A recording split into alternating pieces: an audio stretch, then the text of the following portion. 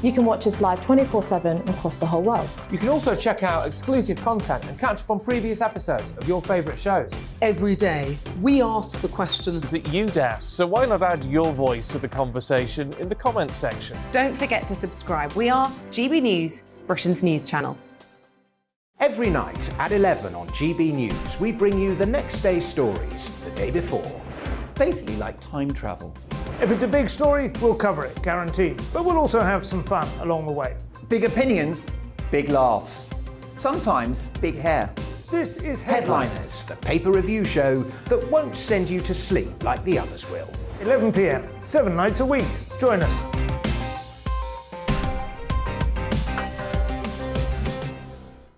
Hello there, I'm Eamon Holmes. And I'm Isabel Webster. And we hope you can join us for Breakfast with Eamon. And Isabel. You make me laugh out loud, belly laugh. Is that important first thing in the morning? Yeah, absolutely. And there's me trying to be deadly serious.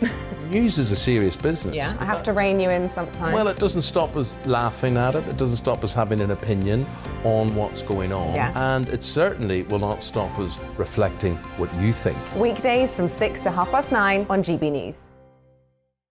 I'm Dan Wootton. Join me Monday to Thursday from 9 to 11 for the feistiest and most fun news debate on TV, where free speech reigns. I'll bring you a sharp take on the day's biggest stories, bombshell newsmaker interviews, and A-list guests. And I guarantee you, no spin, no bias, no censorship, and no reason to go to bed. That's Dan Wootton tonight, Monday to Thursdays from 9 on GB News.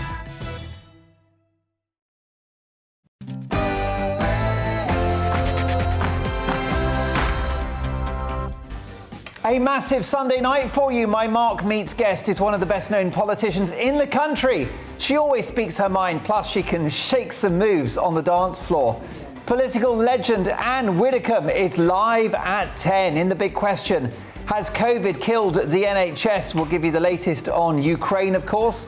My alternative news headlines and in my big opinion monologue after this. I just don't trust those who lead us anymore. Plus my all-star panel tonight, including comedian and headliner star Josh Howie, showbiz queen Lizzie Cundy, and radio and Fleet Street legend Mike Porky Parry. We don't do boring, not on my watch. A big 3 hours to come. I'll see you after the headlines with Ray.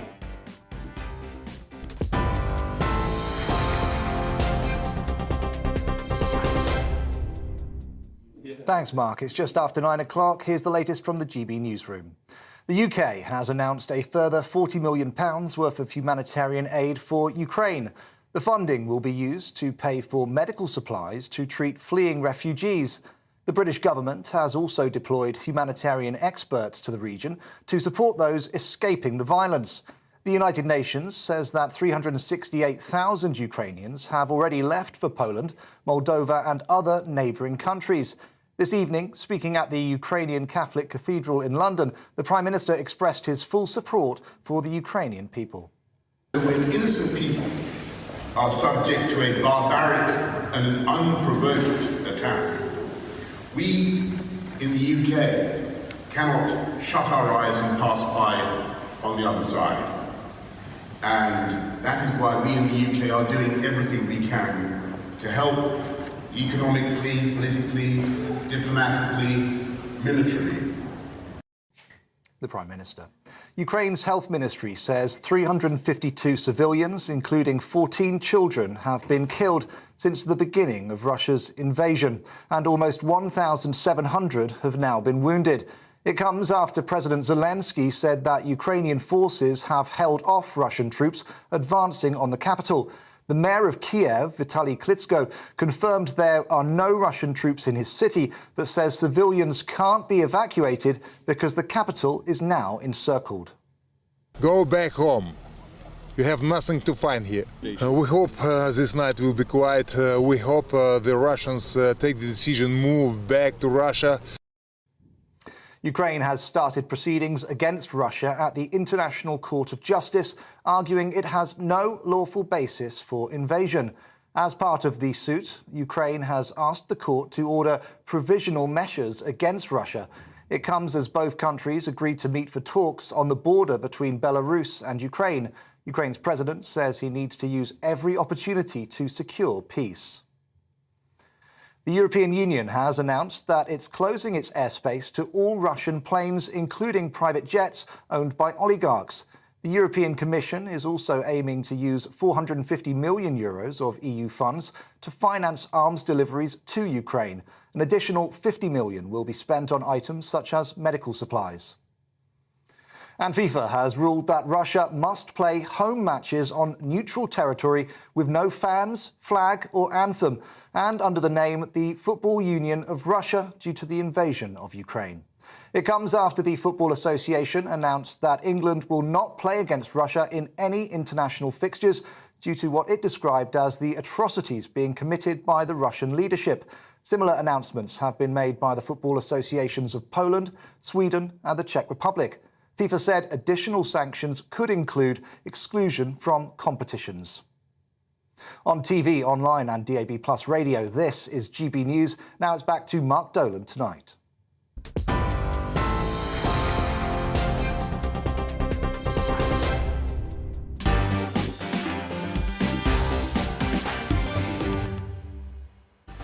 What a gent Ray is, and a great journalist. He's back in an hour's time. It is Sunday, the 27th of February 2022, and you're watching and listening to Mark Dolan tonight. A massive 2 hours of Sunday night entertainment for you. I've got Caroline, Sebastian and Faye in my ear, and oh boy, have we got a programme lined up. My Mark Meets guest tonight is one of the best known and most authentic and articulate politicians in the country. She always speaks her mind. Plus, she can shake some moves on the dance floor. The one and only Anne Widdecombe is live at 10. So many questions about her life and her career, why she went into politics. And we're going to play a game of What Would Anne Do?, in which she will almost certainly sort out the world. So don't miss Anne Widdecombe live at 10. In the big question, has COVID killed the NHS? Does the whole project need a rethink? Is it fit for purpose? Has it let you down? We'll speak to two top NHS medics and the Daily Mail journalist who has written extensively on that subject. What are your thoughts about the NHS? Do let me know. We'll give you the latest, of course, on Ukraine. Has Vladimir Putin lost the plot? Are things about to go nuclear? Well, we'll discuss all of that with my amazing panel. So looking forward to introducing them. We've got my alternative news headlines as well, which is my satirical take on the day's news. And I'm delighted to say that we've got my all-star panel. With me shortly is the socialite and wag and showbiz legend Lizzie Cundy, but also comedian and headliner star Josh Howie. Getting it done. Lovely to have Josh on board tonight. And I'm delighted to say, radio and Fleet Street legend, a very old friend of mine, Mike Porky Parry. So that's the dream team. Lizzie will be with us soon. She's just in the loo, hopefully doing makeup. There's definitely powder around. But, folks, a busy show. Don't forget, by the way, after 11, I'll be in the hot seat for headlines as well. So honestly, Sunday night, we've got it sorted. I can't do it without you. So do get in touch throughout the show, mark@gbnews.uk. You know the best bit of my show is when you get in touch. It's Sunday night, so unscrew something cold and Californian from the fridge, or fire up the kettle and tear open the Mr. Kipling Bakewell tarts, because I do love a good tart. Who doesn't? Let's go.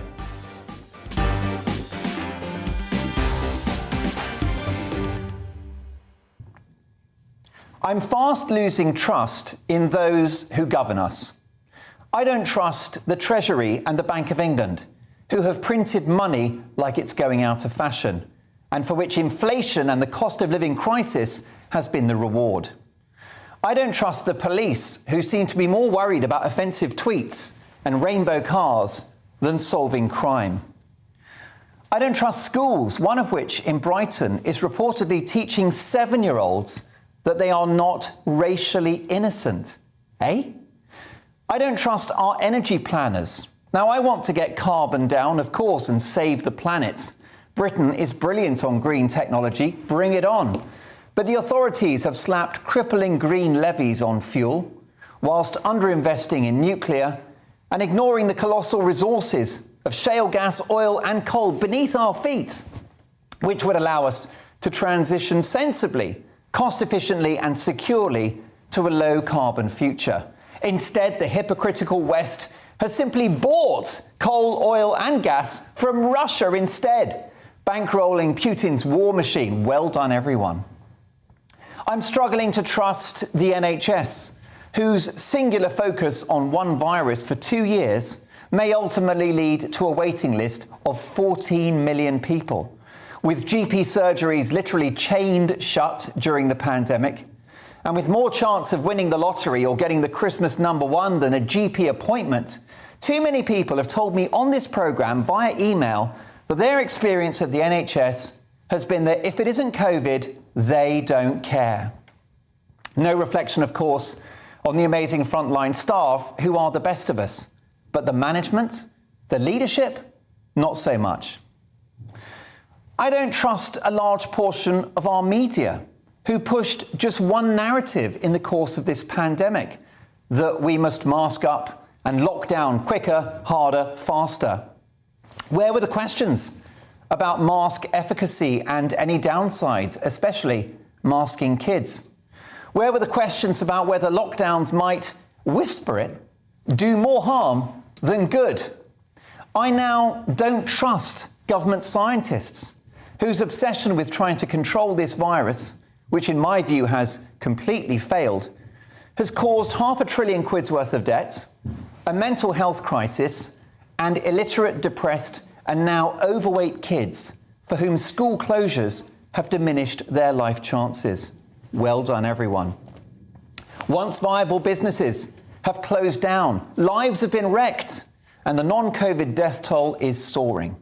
So much of this was as a result of an unprecedented set of pandemic policies never tried before, never agreed in advance, never voted for, of course, but all requested by SAGE. Can you understand now why I don't trust them too? For me, SAGE is now a 4-letter word.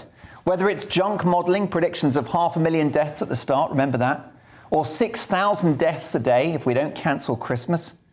I believe that history will judge many mainstream scientists, who crushed debate, by the way, in the harshest possible terms. In my view, they will sit cheek by jowl with those who insisted 1,000 years ago that the Earth was flat, because they too were mainstream scientists back in the day. I question everything. Top NHS GP Dr. David Unwin, who has reversed the diabetes of scores of his patients and helped them get very slim, will tell you that the government's so-called Eat Well guidelines, with all the carbohydrates recommended and the debatable push for low fat, need a complete rethink and are part of the growing obesity problem. The government's health advice is part of the obesity problem. The experts say. So forgive me for having questions and for not going along with the crowd. This pandemic has taught me one thing: to question everything. Harder at a time when questioning anything gets you criticised, judged, excluded from your social circles, unfriended, and in some cases cancelled. Well, I couldn't care less, because question everything I will continue to do. We all should. It's our job in a democratic, supposedly free society. Of course, sometimes we will be right, and sometimes we will be wrong. But let's talk about it and let's challenge. For too long, we've had so much deference towards people with letters after their name and fancy titles, hosting press conferences in grand Whitehall buildings. And yet here we are, with precious little to show for 2 years of damage ordered by these people. And a death toll from COVID as high, if not higher, than places that had fewer measures.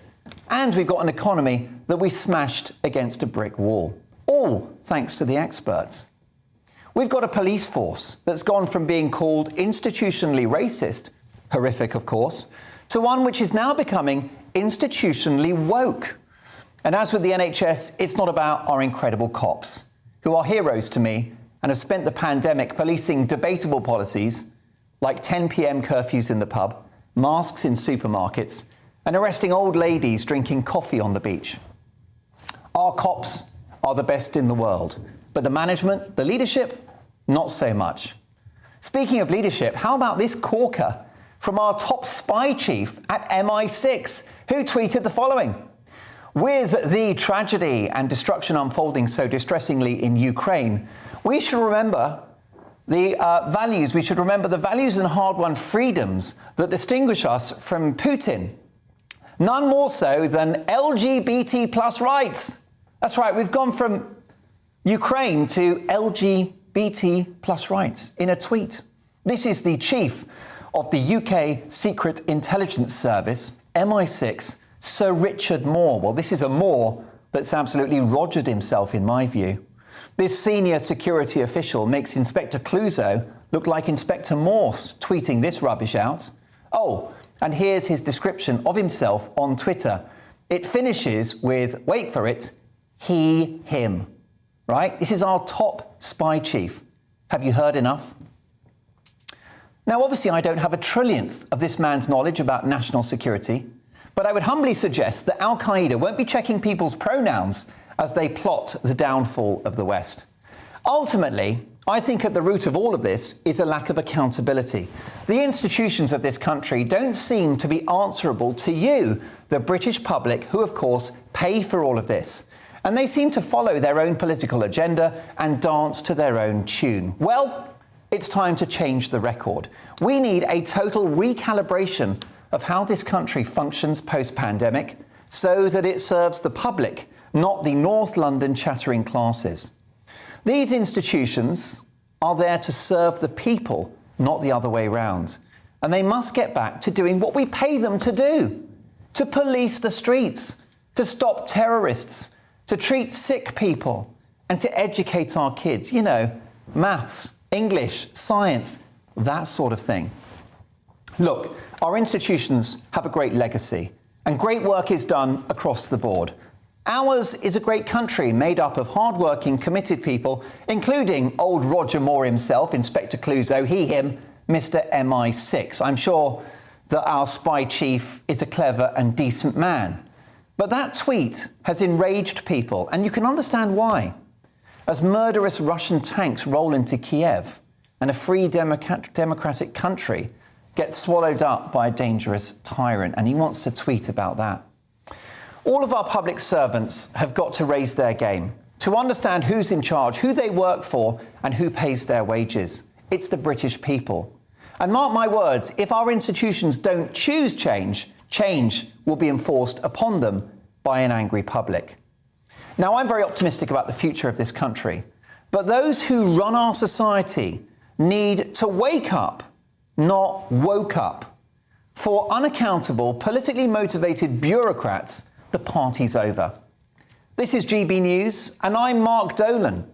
He, him, brackets, whatever.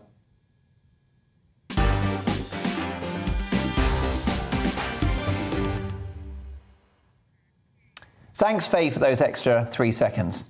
With me now, reacting to the big stories of the day, is my all-star panel. And oh boy, have we pushed the candle out this time. We've got the amazing comedian and headliner star Josh Howie, showbiz queen and the first ever WAG actress and entrepreneur Lizzie Cundy, and radio and Fleet Street legend Mike Porky Parry.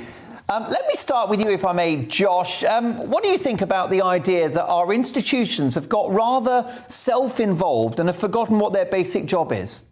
Yeah, I think they are still doing their basic job, but could they be doing it better without focusing on some of the stuff that's just absolutely extraneous to what's really going on? Totally. Wake up, not woke up, not wake up, or the other way around. Whichever way you did it, sounded good to me. Well, glad to hear it. Lizzie Cundy, anyone watching is in no doubt that you are she, her. Yes, of course, Mark. No. And anyone that follows you on Instagram or Twitter as well, I'll be honest with you, I get in trouble with Mrs. Dolan every time I have a look at your webpage. But Lizzie, what do you think about how our institutions are doing? Because I don't really have a problem with the individuals. I just think it's the management and the culture of the public sector, which I think has just lost touch with reality, lost touch with the public. Well, that's true, Mark, and you have to be real and keep in touch. But the thing is, we're all on social media now, we're all listening to other things, and you've got to believe in yourself. And, you know, I have to be honest, my boys grew up with the social media. I didn't. There weren't even mobile phones when I was growing up. And it's a very different society that we're living in. Yeah, well, it has changed, hasn't it? Mike, what do you think about our top spy chief talking about LGBT plus rights, which, by the way, I fully support. I'm the biggest cheerleader for those rights. But in the context of an attack on Ukraine? Yeah, no, I totally agree. I think that tweet was removed, wasn't it? I saw Liz Truss, the Foreign Secretary, this morning talking about it. Yeah, it may well have done, and I hope it has. Yeah, Luckily, I screenshotted it. But that indicates just how out of sync that tweet was. You know, we all sympathise with the passions that the man was making, but wrong time, wrong place, and in completely the wrong moment, considering what the country's undergoing. Read the room, baby! Yeah, absolutely. Now, I like our institutions, Mark, because I think we gave a lot of our institutions to other countries around the world, OK? Parliament. At one time being called the British Empire, but we did enforce institutions like law and order and the proper rule of democracy and civilization and the civil service in countries around the world. The problem with our institutions is the wrong people are staffing them these days. You know, the structure's still there. The fact that they're built to allow us to live in an orderly society, a civilized society, unlike what we see that's happening in Russia, unlike what happened in Iraq, unlike what's happened in all lawless states around the world. Our institutions keep us civilised and keep us safe. It's just the people who these days are stuffing them. I saw a story this morning, one of the Sunday papers, about a woman who's been given a very senior position within the police to monitor very high, serious levels of crime. And then I read she only got into the police in 2016, after being fast-tracked into the police and given the first rank of superintendent. How can you give somebody who's just joined the police force rank of superintendent? They need to have done 10 years on the streets to be able to know about policing. And policing, of course, is one of our great institutions, which you touched on in your monologue. So I say institutions good, people who are actually staffing them bad. Has PC Plod, Mike Parry, really got time to go round to your house and investigate a tweet you've just sent? I hope not. And similarly as well with the LGBT issue. What about the story last week that one health authority had spent £11,000 redesigning their zebra crossings and making them rainbow coloured? Look, once again, we all empathise and sympathise, you know, with these persuasive pressure points and pressure groups in life to some extent. But that is ridiculous. When we're talking about a minority group who needs attention and should be listened to, that is fine. And in a civilised society like ours, we do. But please, going around painting rainbows on the roads, £11,000, when the National Health Service is creaking at the seams because of the huge amounts of money it's had to spend tackling COVID. Josh, at the heart of my concern, I think, is the pandemic, because I think what it's done is it's cast a spotlight on our public institutions. And, you know, of course I revere experts, and they know infinitely more about all of these issues than I could ever dream of. But, you know, we've had experts that have done lockdowns and had mask mandates, and there are questions to answer about whether that was the right thing to do. And because none of it was done with public consent but forced upon us, it's kind of made me more sceptical about so-called experts. I think actually it started way before COVID, at least a few years. I think this is a long-term trend that we've seen where the people in those institutions that we're talking about have slowly but surely been taken over by ideology as opposed to their actual jobs. And I think it's been a long-term thing. And I think COVID has maybe accelerated it, maybe brought it more into focus. But I think a lot of people have been distrustful of these institutions for a while now. Yeah, I mean, Lizzie Cundy, a 7-year-old child in primary school, being told that they are not racially innocent. I need some help with that. Yeah, no, Mark, it's not right. And I feel for the younger generation and my boys, you know, and growing up and going to school, having to wear masks. All of this has had a massive mental effect on our younger generation. And I really feel for them, totally. And I'm really sad about things. I mean, I've lost friends indirectly through COVID because they couldn't get appointments. Sarah Harding was Girls Aloud, couldn't get her appointment, had breast cancer. My neighbour had a heart attack, couldn't get in time, couldn't get in because of COVID. Many of these and many people and our viewers have got probably similar incidents to me, you know, and it's heartbreaking. But I really worry for our younger generation, what they're having to deal with, and not seeing a face, being covered with a mask, being scared, that fear that's instilled in them. And it's frightening, it really is. And I wonder how it's going to affect them in later life. Well, you raised such a really good point about the health service, about people that weren't diagnosed. And next in the big question, Lizzie Cundy, we're going to speak to two top medics in the NHS and also the Mail journalist Ross Clark, who's written at length about the National Health Service. And I'll be asking, has the pandemic killed the NHS? What has your experience been? Mark at gbnews.uk. Later in the hour, we're going to go back to Ukraine.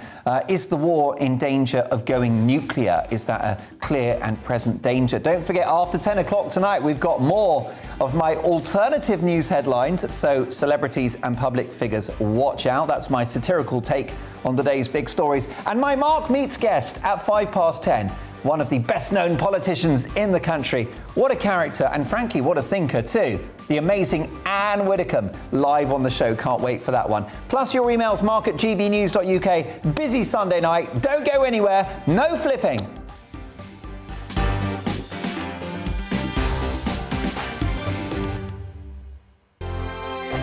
GB News is the UK's home of discussion and debate from all perspectives. To stay up to date on the latest stories, make sure that you subscribe to the GB News channel right here on YouTube. You can watch us live 24/7 across the whole world. You can also check out exclusive content and catch up on previous episodes of your favourite shows. Every day, we ask the questions that you'd ask. So why not add your voice to the conversation in the comments section? Don't forget to subscribe. We are GB News, Britain's news channel. Every night at 11 on GB News, we bring you the next day's stories the day before. It's basically like time travel. If it's a big story, we'll cover it, guaranteed. But we'll also have some fun along the way. Big opinions, big laughs. Sometimes big hair. This is Headliners, the paper review show that won't send you to sleep like the others will. 11 p.m, 7 nights a week. Join us.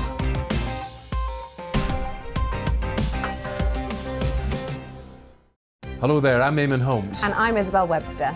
And we hope you can join us for Breakfast with Eamon and Isabel. You make me laugh out loud, belly laugh. Is that important first thing in the morning? Yeah, absolutely. And there's me trying to be deadly serious. News is a serious business. Yeah, I have to rein you in sometimes. Well, it doesn't stop us laughing at it. It doesn't stop us having an opinion on what's going on. Yeah. And it certainly will not stop us reflecting what you think. Weekdays from 6 to 9:30 on GB News. I'm Dan Wootton. Join me Monday to Thursday from 9 to 11 for the feistiest and most fun news debate on TV, where free speech reigns. I'll bring you a sharp take on the day's biggest stories, bombshell newsmaker interviews, and A-list guests. And I guarantee you, no spin, no bias, no censorship, and no reason to go to bed. That's Dan Wootton tonight, Monday to Thursdays from 9 on GB News.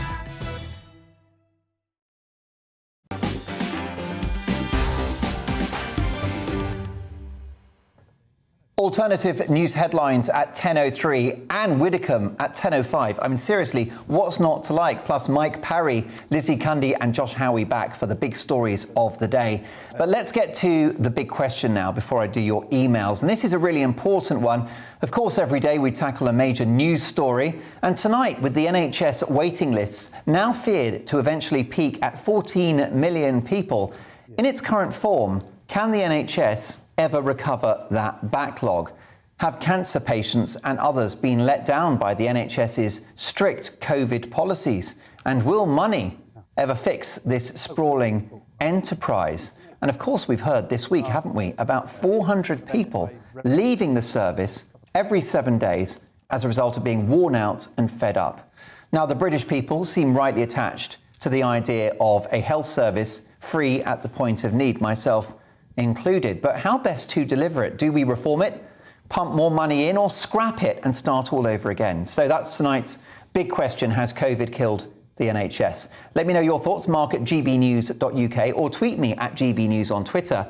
And while you're there, please vote in our poll. And I want to know your thoughts about whether COVID has killed the NHS. To discuss this, three highly respected figures. First of all, NHS diagnostic pathologist, Dr. Claire Craig, NHS GP, René Hundekamp, And last but not least, the Mail's brilliant Ross Clark, who has written extensively on the subject of the NHS, including in a Mail article last month outlining how to save the service 12 billion quid, and that's just for starters. Great to have all three of you with me. René Hundekamp, let me start with you because you are at the coalface. You are an NHS GP. Has COVID killed the NHS? So I think, Mark, we need to start this from the perspective of everything that's happened has happened, and we have to move forward from that point. But certainly the moment that we perceived COVID as this massive enemy, we threw everything out with the bathwater, including the baby. We absolutely stopped all routine care. We absolutely slowed down anything that was urgent or emerging as urgent, to the point where as a GP at the coalface, we were almost paralysed with what we could and couldn't do. And certainly COVID took over everything, and all services more or less came to a standstill unless it was COVID. So the NHS isn't dead. COVID hasn't killed it, but it certainly is in intensive care. And there will be a legacy, I think, of, that we have of momentous size, that we now have to find a way to absolutely reboot everything that we do in the NHS to deal with it. Otherwise, it will just collapse under the strain, and we will never get on top of this mountain that we have created because of the COVID response. René Hundekamp, we can all cut the NHS some slack, and the government, for those first few weeks in March of 2020. Let's be honest, in 2019, the virus didn't even have a name. It was an unknown quantity. But was there a point during the pandemic when the NHS should have changed tack and done a cost-benefit analysis of its strict COVID protocols? Well, I think so. I think it was very clear from April onwards that firstly, massive numbers of people were going to come to harm through their cancer treatments being stopped, their care of the elderly being stopped, all screening. I mean, 42 million dental appointments have been missed across the last 2 years. That's absolutely massive. You may think that a dental appointment is not so important, but it is. Dental health is an indicator of longevity because it has so many other connections. So we should have known at that point that actually we were over the peak and it was time to quickly get things back to normal. I can tell you as a GP, Mark, there are still things today that I can't do 2 years down the line that I could have done in February 2020. For example, I couldn't send a patient tomorrow as a walk-in urgent blood test. So I see them in the morning, I'm worried about them, I send them into the blood taking facilities that we have to get their results the next day. I can't do that now. I have to make an appointment, which can still take up to a week. That's just one tiny thing. So we're still not back to where we were. So yes, we should have learned very quickly what damage was being done. We should have seen that. I read a BMA paper today that by the end of May... We just lost the audio there to René. René, we just lost the audio, but I'll come back to you. Fascinating set of answers. I'm also joined by the NHS diagnostic pathologist, Dr. Claire Craig. And Claire, I've had so many emails and taken calls over the last 2 years on the national broadcast airwaves. And from the public, the theme has been a consistent one in relation to the NHS. If it's not COVID, they don't care. Is that fair? Just to be clear, I'm not working for the NHS at the moment. Okay, correction. Yeah, so you were an NHS diagnostic pathologist, but you're not currently practicing. Apologies for that. That's right. That's okay. So yes, absolutely, it became a COVID-only service, and in fact, we ended up spending almost as much on COVID as on the whole of the rest of the non-COVID NHS over the last 2 years, which is just utterly insane. And it means that everything else that we're doing has taken a different scale. Like, how can you judge the cost of a cancer treatment when we've just spent however much on trying to prevent something that wasn't preventable? But I think the key point with the problem is that the NHS was founded on this basis of humanity, of not leaving people to not be treated just because they couldn't afford it. And it's lost its humanity. If you think what the face of the NHS is at the moment, it's a security guard And when you get past the security guard, you see a sea of masked faces. You know, all of the smiles have been stripped. And how do you build a relationship with a doctor when you can't see their smile, you can't hear them properly? I think that's a really fundamental problem. And it also means, of course, we're splitting up families, we're not letting visitors in. And it almost feels like the NHS is going to end up as the last stand of the COVID cult, because the NHS is still insisting on masks, one-way systems, stickers everywhere. And I can't see that being about to end. And what that means is that we're losing trust. The patients can't, the trust they used to have with their doctors has gone. And that's gone partly because of a sort of lack of accountability. That people are always blaming the system, and there's always somebody else's fault, or there's a protocol, or there's somebody above them that's insisted it's done this way. And then the patients are the ones that get harmed, and they don't really have anyone to hold to account anymore, because the way that decisions are being made top down. Claire Craig, before I go to Ross Clark, can I ask you about the nature of the disease? You are a diagnostic pathologist, and you've written and spoken and broadcasted a lot about the pandemic measures over the last 2 years, as has Renee and also as has Ross. Do you think that the NHS's efforts to keep the NHS COVID secure was a mistake? No, I don't think that. I think that at the outset, a lot of the things that were done without being sure they would help. But, when you don't know, I think it is right to play on the safe side at the beginning. The trouble is not having the agility to reverse things that haven't worked. It's all been in one direction. And even now, as Renee's saying, even now, we're still adding to the problems. I was with a surgeon this weekend who was saying how over the winter he couldn't operate on his patients. Well, he could operate on the emergency cancer patients, but not the other patients, even though there was a surgeon, an anaesthetist, a theatre, a spare non-COVID bed. They would cancel those patients on the basis of COVID pressures. And so the waiting list is still growing. It's not that we're starting to get a grip on this. They're still growing because of the way this is being handled. And the other problem we've got is that when there's a cancellation because someone's tested positive or for any other reason, they can't fill those spaces because patients have to have isolated before they're allowed to be on the list.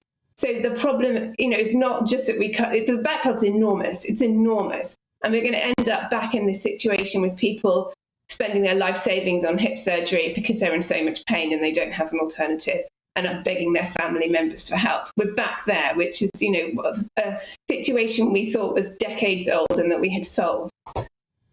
Ross Clark, has COVID killed the NHS? Well, Mark, you asked rhetorically. Surely, by the sort of summer of 2020, the NHS should have been analysing: was it doing more harm than good by not, by withholdings of other treatments? Well, actually, the Department of Health and Social Care did do such an analysis in July 2020.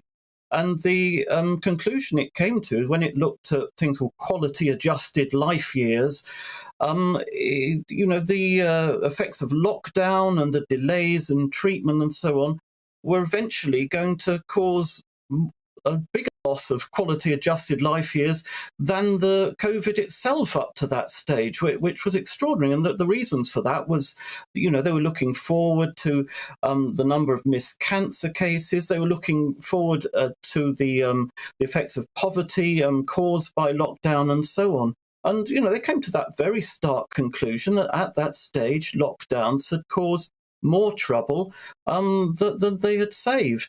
And but to be fair to those running the NHS, it wasn't only them. A large part of the problem was the messaging by the government and its agencies saying, this stay home, protect the NHS. And what that meant to a lot of people was, I mustn't go out and see a doctor. I must stay at home and suffer whatever my condition is. And of course, the result of that is people with cancer symptoms didn't go to a doctor. They were frightened of going to see a doctor. They thought they'd been told not to go and see a doctor. And, we're going to live with that, the result of that, for years to come. And you've written at length about the NHS. Do you think it was in trouble before the pandemic, Ross? Well, clearly, it does have a reputation as, having, waiting lists and so on, which are, not quite so bad as they were maybe 30 years ago. But you look at the extraordinary amounts of money which have been thrown at the NHS since 30 years ago. And you think, why aren't we getting more for our money? And, I want to preface my remarks by saying that, I am absolutely in favour of a public health service which is, where the delivery of healthcare is not related to the ability to pay. I'm not seeking to privatise the NHS or replace it with a health insurance scheme. And I think it's important to say that because that tends to be the standard put down of whenever anybody criticises the NHS. But whenever somebody does suggest maybe the NHS could save a little money here, of course we're saying, the NHS is working close to the bone, it's never got enough money and so on. And then you hear of things like the NHS race and health inequalities observatory, which was set up sort of fairly recently with, it seemed to me, the ultimate purpose just of accusing doctors and nurses of being a bunch of racists. You hear of sort of diversity officers on £50,000 a year and so on. You think, well, this money is not all going to frontline services. And, there's so much sort of ancillary activities going on. And also there's this social prescribing. I mean, I know others have different views on this, but, we're now handing out NHS money for sort of dance classes, exercise classes, and all these things which people should be paying for out of their own money. And you think, you look at that sort of thing, you see, well, the NHS could quite happily consume the entire economy. It could be sort of seeing to our food needs, it's seeing to our exercise needs, our social needs and so on. And, I think we've got to strip it back. And the NHS is for people who are ill. It is not for social engineering and all these sort of ancillary purposes which have been thrown upon it. René Hundekamp, do we have to be careful that we don't bring the NHS into disrepute? And the principle of a sort of single unitary model does make a lot of sense, particularly by comparison to the hellish nightmare of the American system, which I believe costs American taxpayers twice as much per head for a service which is half as good. Absolutely. And I absolutely agree with Ross that we don't want to privatise it. That's not what anyone actually wants. And it should always be free at the point of service. But what we need to do is strip it back, be brave. We need really, really strong management who can look to the private sector where they sometimes do 7 knee replacements in the time that we do 1, use our massive number of staff, buildings, diagnostic machinery and equipment to actually open up more clinics, more surgeries, more diagnostic tests and get on top of this, leaving all of the rest behind at the moment. We need some strong management. If we can do that and strip it back and use it properly and everybody actually put in a superhuman effort, we can get on top of this and then the COVID will not have killed the NHS. If we don't do that, it will have killed it, and poor management and poor leadership will have helped it on its way, and many, many more people will die as a result. Briefly, René, have the NHS got to lose their singular obsession with COVID in order that more damage is not done? Because I'm worried that when we go back into the winter months, we'll be back to square one. Absolutely. And we should have lost our singular obsession with COVID back in April, May of 2020, frankly. COVID is not a disease that kills most people that get it. It's quite the opposite. Yes, of course, there are vulnerable people and we need to look after those and we need to do that properly because we don't want anyone to die. But that doesn't mean that we want to see 4 other people die for everyone that we save from COVID. We have to get some measure on this and we have to suddenly decide that COVID is another respiratory illness which gets worse in winter that we need to treat as we do other severe respiratory illnesses like a bad flu season. We need to stop this obsession. COVID obsession is killing people. and it will not tackle the problem that the obsession has created. You do wonder whether COVID is now part of the culture of the NHS, Claire Craig. I think that's right. I think it has become part of that culture, and one of the problems has been that I think people haven't felt advocated for, that the NHS has been responsible, or is perceived to be responsible, for a lot of the lies around COVID, the lies about how much at risk people were when actually they weren't at that greater risk, and the lies about the mask wearing and other lies. And so that trust has broken, and the doctors and other healthcare workers within it, I think a lot of them feel a part of that belief system and a part in, are still advocating in that way and not necessarily standing up for what their patients need at the moment. But even the doctors that don't think that haven't had the guts to speak up.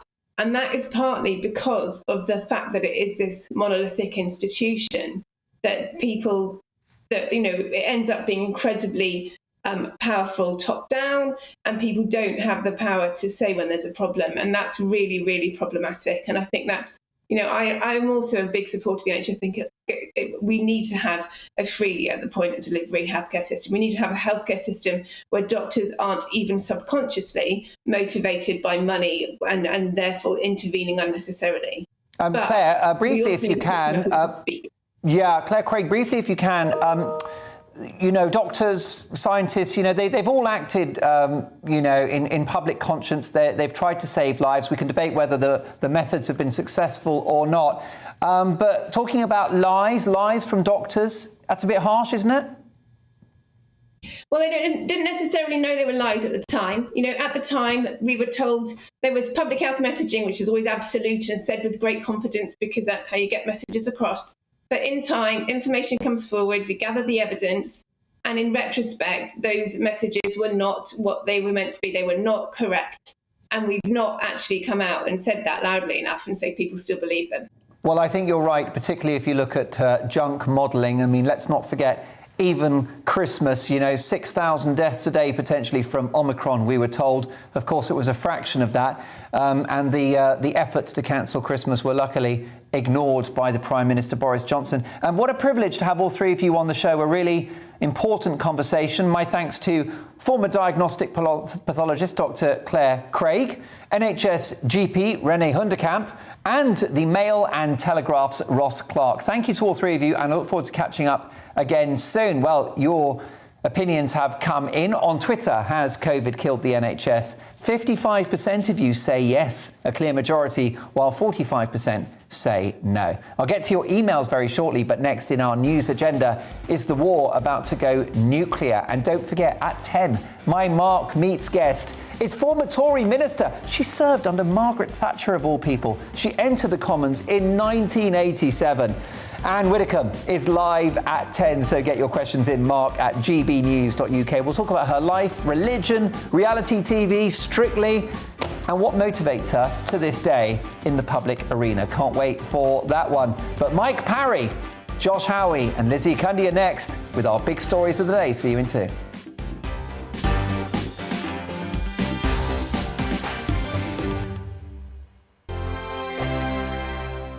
GB News is the UK's home of discussion and debate from all perspectives. To stay up to date on the latest stories, make sure that you subscribe to the GB News channel right here on YouTube. You can watch us live 24/7 across the whole world. You can also check out exclusive content and catch up on previous episodes of your favourite shows. Every day, we ask the questions that you'd ask, so why not add your voice to the conversation in the comments section? Don't forget to subscribe. We are GB News, Britain's news channel. Every night at 11 on GB News, we bring you the next day's stories the day before. Basically like time travel. If it's a big story, we'll cover it, guaranteed. But we'll also have some fun along the way. Big opinions, big laughs. Sometimes big hair. This is Headliners, the paper review show that won't send you to sleep like the others will. 11 p.m, 7 nights a week. Join us.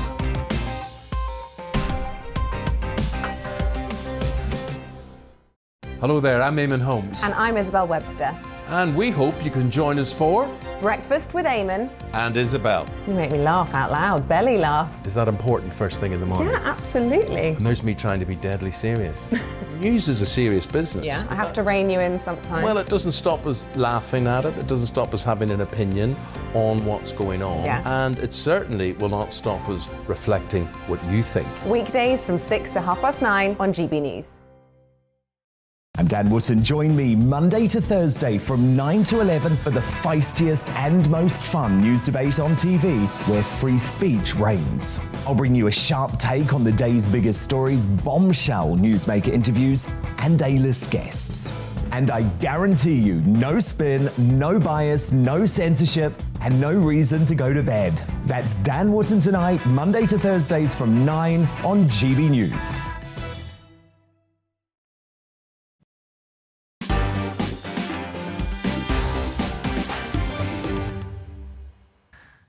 Well, let's get to the most important part of the show, which is your email. Thank you so much. I've had hundreds. mark@gbnews.uk. Strong feelings in relation to the NHS. R. DeWet says the NHS should be split between frontline medical and backroom admin, with budgets to each. Stop the artwork collections and bring in military planners as government representatives. Thank you, Mark. As always, a great show. Well, thank you so much for that, R. DeWet. How about this on the NHS? Mark, says Sheila. How are you, Sheila? Thanks for watching the show. Sheila says, talking about the NHS, they just need to get some decent managers in. Why not create a list for people waiting for hip surgery, and if the person who's next on the list can't make the appointment for whatever reason, just go to the next person. Hip surgery should be managed like a production line. Not quite, but similar.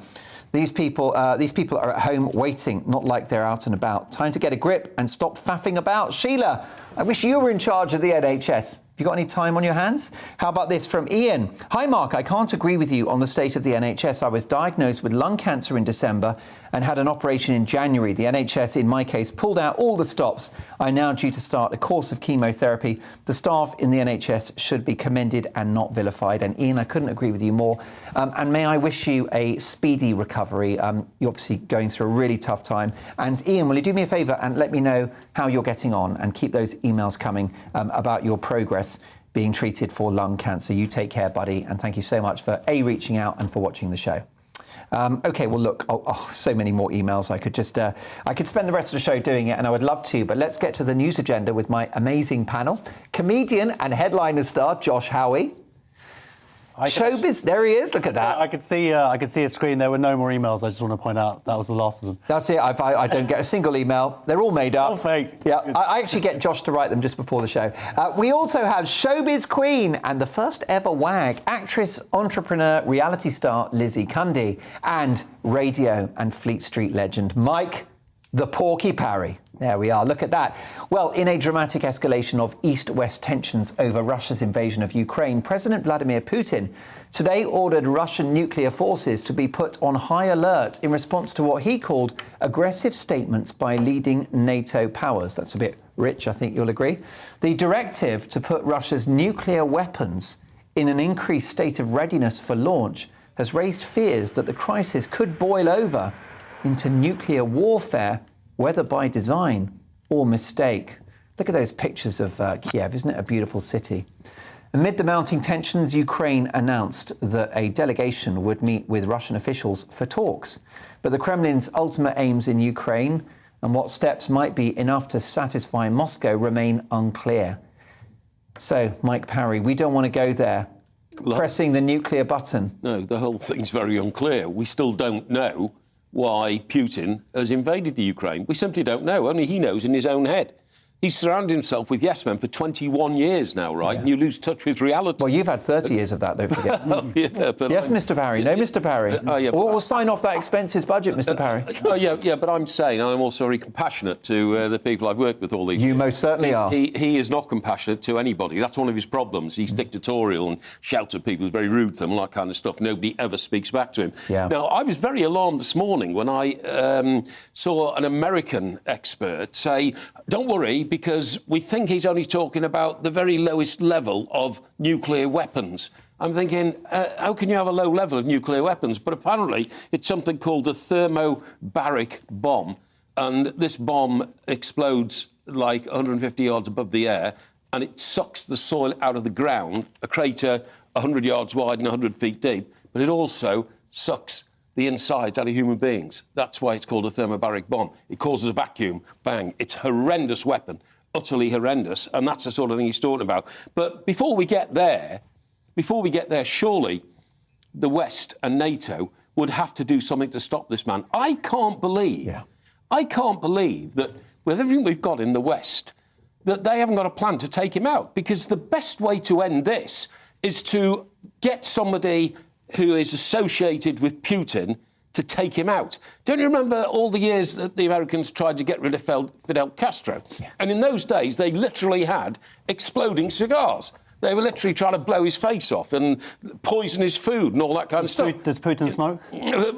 No, he doesn't. But I was about to say, it's a bit more sophisticated than that now. But surely, after all these years, surely American intelligence must have people inside the Kremlin. They must have people inside Russia, and they must have a way of convincing those around Kremlin that this man is so mad he could start a nuclear war, he could start World War III. And by the way, the minute he does, you become a war criminal, you end up in The Hague, and you end up dangling on the end of a rope, because that's not what we do in the civilised world. Surely that message has got to be... Well, yes, and the background to this, the mood music, is that the Chinese are not keen on this adventure that he's pursuing. That's absolutely right. They've abstained in their vote in the UN, and also, of course, many thousands of Russians as well. And I can't imagine the London oligarchs are too happy either. Well, they're not happy, and I've got a... Some of them are friends. Some of them are friends of yours. Let's be honest. Well, not friends. No, they're not friends of mine. Lizzie's dated half of them. Well, Lizzie's dated a lot of very rich and powerful people because she's a very attractive woman. Oh, thank you. But what I'm about to say is my club Everton is having a new stadium built. There's a man called Mr. Usmanoff, right, who is associated with Everton. We know he's given them a lot of money,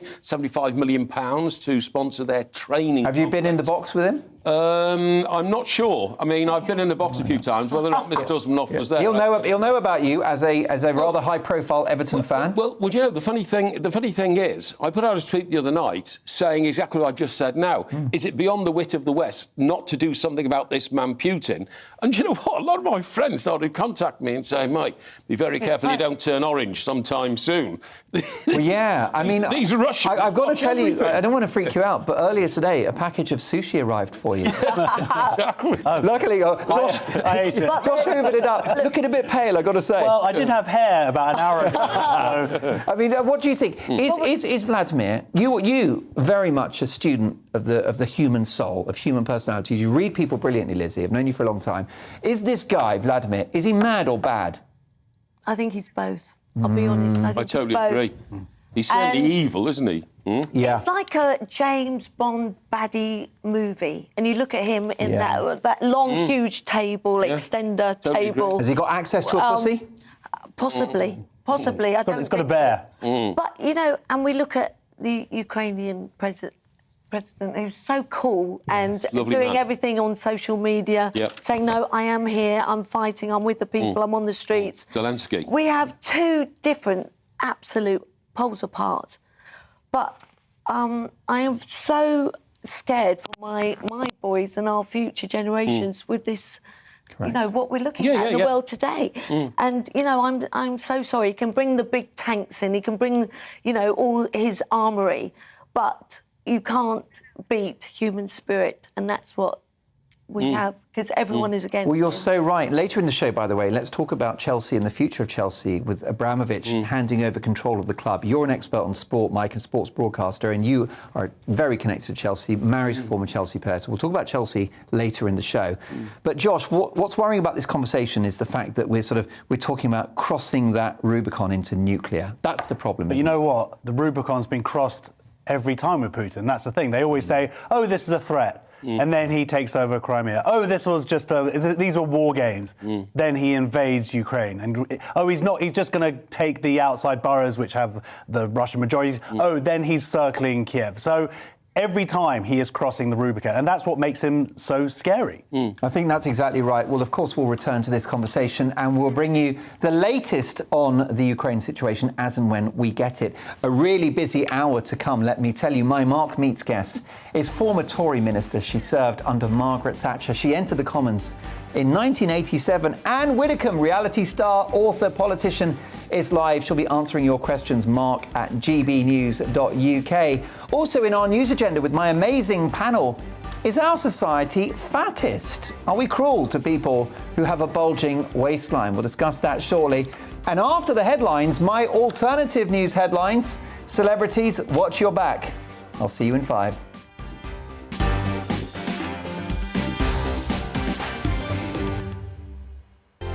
GB News is the UK's home of discussion and debate from all perspectives. To stay up to date on the latest stories, make sure that you subscribe to the GB News channel. Right here on YouTube. You can watch us live 24/7 across the whole world. You can also check out exclusive content and catch up on previous episodes of your favourite shows.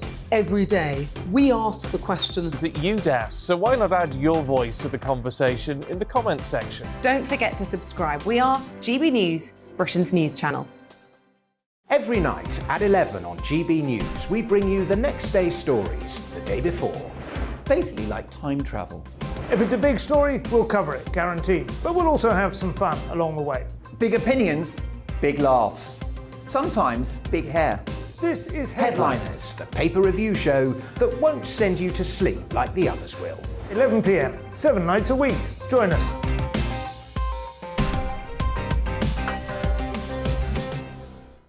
Hello there, I'm Eamon Holmes. And I'm Isabel Webster. And we hope you can join us for Breakfast with Eamon. And Isabel. You make me laugh out loud, belly laugh. Is that important first thing in the morning? Yeah, absolutely. And there's me trying to be deadly serious. News is a serious business. Yeah, I have to rein you in sometimes. Well, it doesn't stop us laughing at it. It doesn't stop us having an opinion on what's going on. Yeah. And it certainly will not stop us reflecting what you think. Weekdays from 6 to 9:30 on GB News. I'm Dan Wootton. Join me Monday to Thursday from 9 to 11 for the feistiest and most fun news debate on TV, where free speech reigns. I'll bring you a sharp take on the day's biggest stories, bombshell newsmaker interviews, and A-list guests. And I guarantee you, no spin, no bias, no censorship, and no reason to go to bed. That's Dan Wootton Tonight, Monday to Thursdays from 9 on GB News.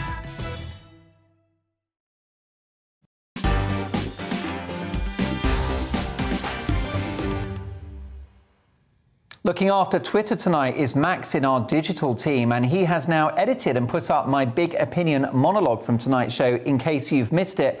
And it's all about the fact that I believe that Britain isn't working at the moment. Our institutions have lost touch with reality and with you, the great British public, who pay for them.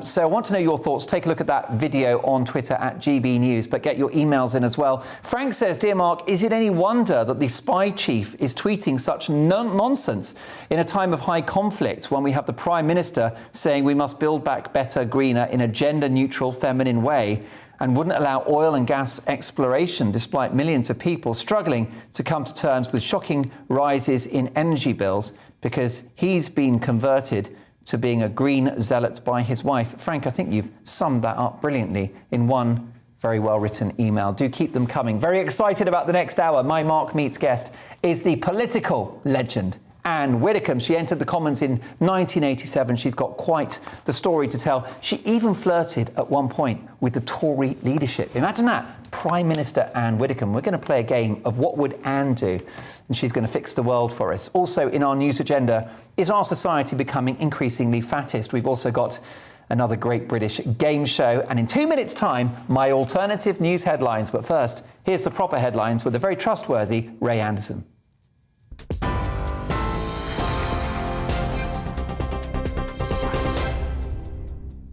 Thanks, Mark. Here's the latest from the GB newsroom.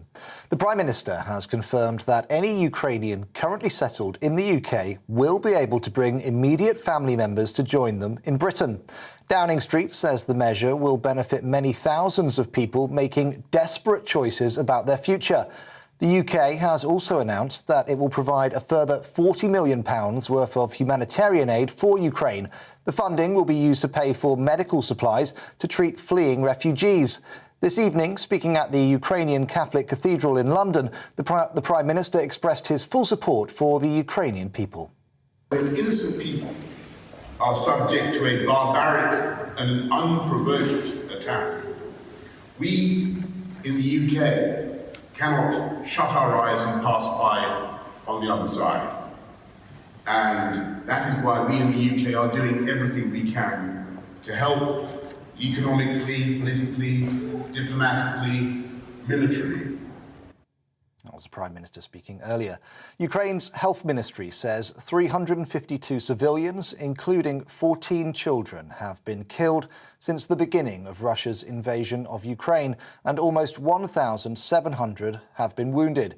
It comes after President Zelensky said that Ukrainian forces have held off Russian troops advancing on the capital. The mayor of Kiev, Vitaly Klitschko, confirmed there are no Russian troops in Kiev, but says civilians can't be evacuated because the capital is now encircled. He's urging Russian troops to go. Go back home. You have nothing to find here. We hope this night will be quiet. We hope the Russians take the decision, move back to Russia. Ukraine has started proceedings against Russia at the International Court of Justice, arguing it has no lawful basis for the invasion. As part of the suit, Ukraine has asked the court to order provisional measures against Russia. It comes as both countries agreed to meet for talks on the border between Belarus and Ukraine. Ukraine's president says he needs to use every opportunity to secure peace. The European Union has announced that it's closing its airspace to all Russian planes, including private jets owned by oligarchs. The European Commission is also aiming to use €450 million of EU funds to finance arms deliveries to Ukraine. An additional €50 million will be spent on items such as medical supplies. And FIFA has ruled that Russia must play home matches on neutral territory with no fans, flag or anthem, and under the name the Football Union of Russia due to the invasion of Ukraine. It comes after the Football Association announced that England will not play against Russia in any international fixtures due to, quote, the atrocities being committed by the Russian leadership. Similar announcements have been made by the football associations of Poland, Sweden and the Czech Republic. With the World Cup fast approaching, FIFA said additional sanctions could include exclusion from competitions. On TV, online and DAB+ radio, this is GB News. Now it's back to Mark Dolan tonight.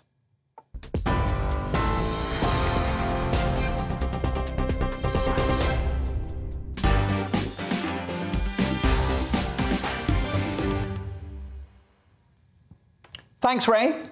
It's time now for my alternative news headlines, and the social media influencer Molly May Haig has hit out at a beauty treatment called dermaplanting, which is causing excess facial hair and effectively giving her a beard. I've got to say, the pictures are quite shocking. Here she is before the treatment, there she is before the derma work, and here she is after.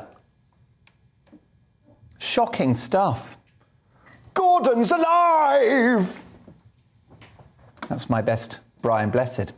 Prince Andrew now, and the press are reporting that Randy Andy's party days were so wild he could easily have forgotten meeting his sex accuser Virginia Roberts. Now, for some this is a shameful admission, but for many Brits, forgetting who you may or may not have had sex with is just an example of a great Friday night out.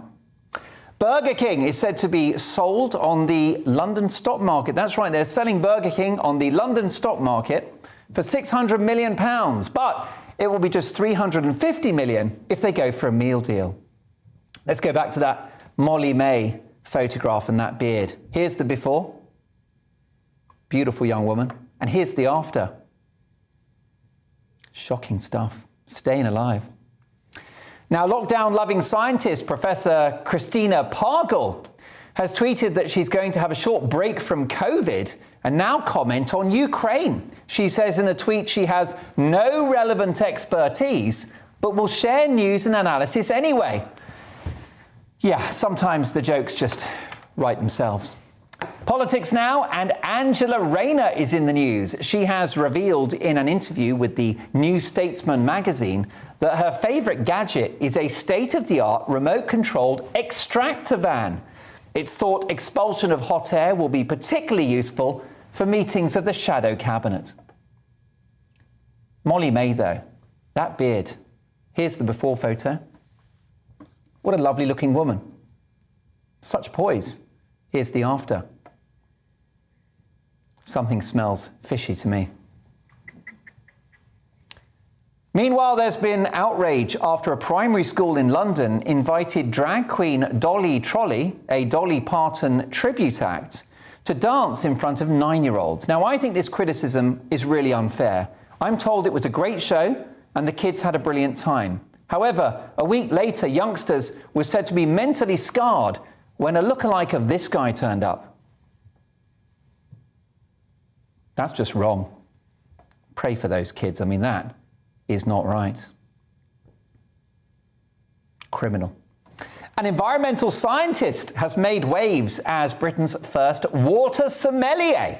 The enterprising Milian Patel has a London shop called Fine Liquids, which sells bottles of posh water that can go from 20 quid to 130 quid a bottle.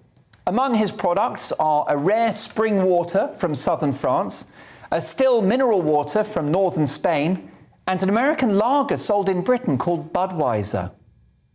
Meanwhile, virtuous celebrities have spoken out about the Ukraine crisis. Yes, indeed, ITV's Holly Willoughby has made a statement. I'm sure the Ukrainians were keen to hear that one. Ant and Dec have chipped in. And the Sussexes, of course, Harry and Meghan. How inspiring they're such great human beings. Well, here on Mark Dolan tonight, we got to thinking which other celebrities we'd like to hear from about the Ukraine situation. So here is our 10 at 10, starting with Sooty from Sooty and Sweep. What does she think? Squeak, squeak. Harry Styles. Football ace Paul Scholes. What does he think of Ukraine? Is he worried about the tanks? Doc Cotton from EastEnders. Barney the dinosaur. What's his view? Very wise chap. Joey Essex. Scooby-Doo. If it wasn't for that pesky Vladimir. Cake Supremo Mary Berry. Tony the Tiger from Frosties. What does he think about Ukraine? And last but not least, your friend and mine, Ronald McDonald. That's what I call a meal deal. And before we go, let's take one last look at poor Molly May and that beard. Here's the before photo. What a beautiful woman, so natural. Big eyes, cheekbones, winning smile. That's the before. Here's the after. It's just not fair. And those are your alternative news headlines.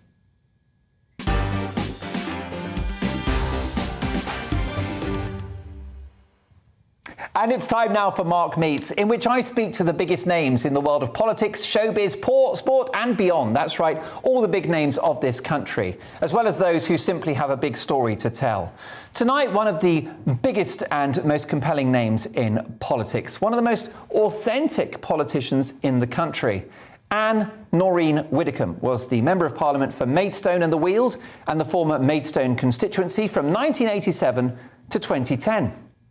Originally a member of the Conservative Party, she joined the Brexit Party, later named Reform UK, and became a member of the European Parliament for South West England from 2019 to 2020, at which point she saw her dream unfold, her job as a member of the European Parliament disappearing following Britain's departure from the European Union.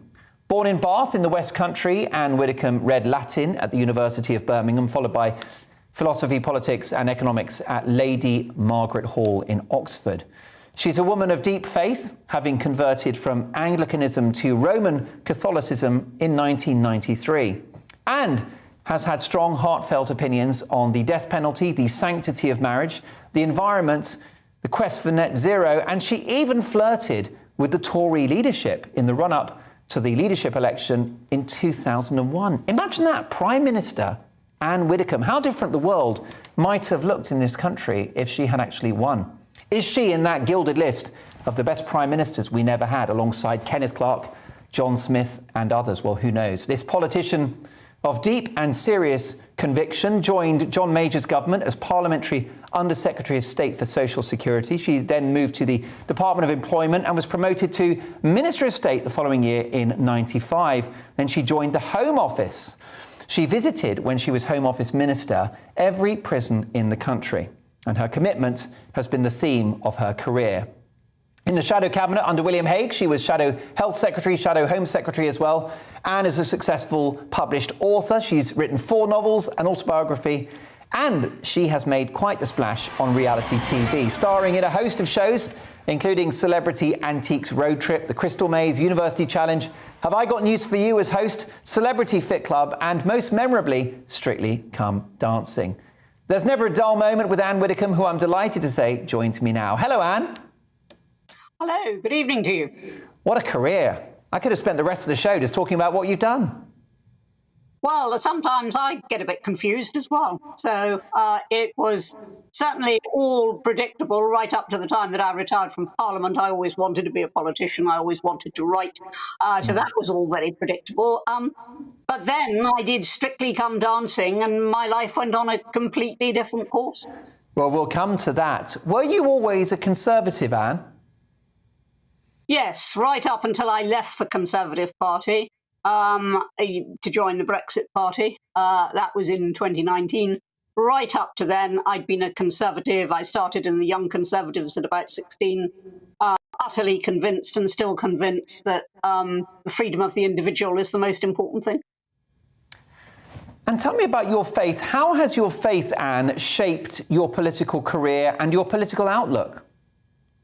I don't think it shaped my political outlook as much as most people think it has. For example, everybody says to me, oh, you're pro-life because you're Catholic.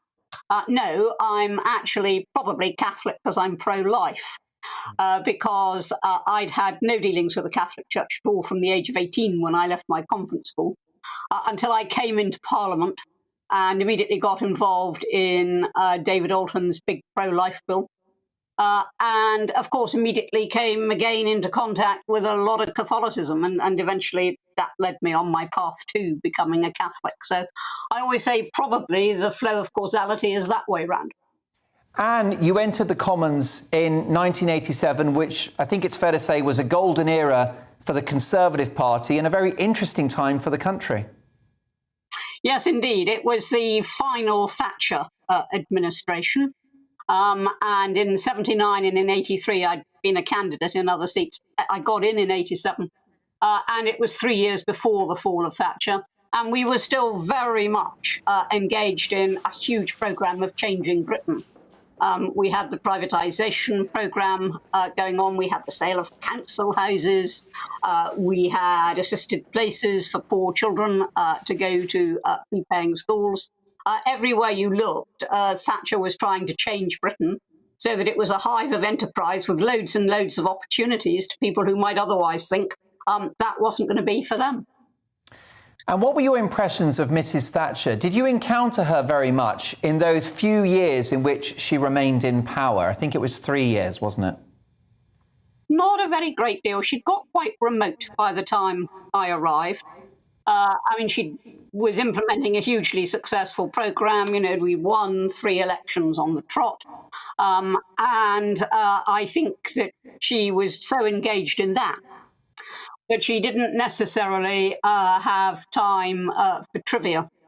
For example, when she was being deposed, I fought hand, tooth and nail to keep her in as Prime Minister. And I found myself standing beside her in the lobby one day after it was all over.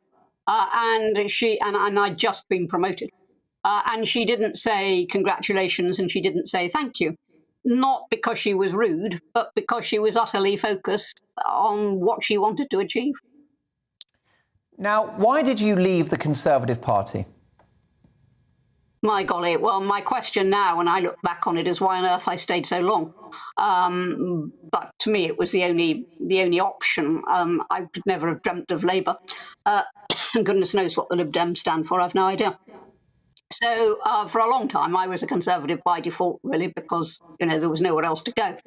But what really finally drove me out of the party was when a Conservative government under Mrs. May, and then much later under Boris, actually tried to thwart the democratic will of the people. In 2016, the people had voted to leave the EU, and a Conservative government, led by Mrs. May, spent all its time trying to thwart that.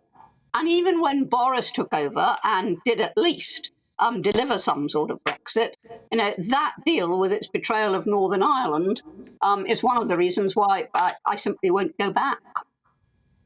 And do you rate Boris Johnson? Has he got the chops to lead us out of the pandemic and, hopefully to economic recovery?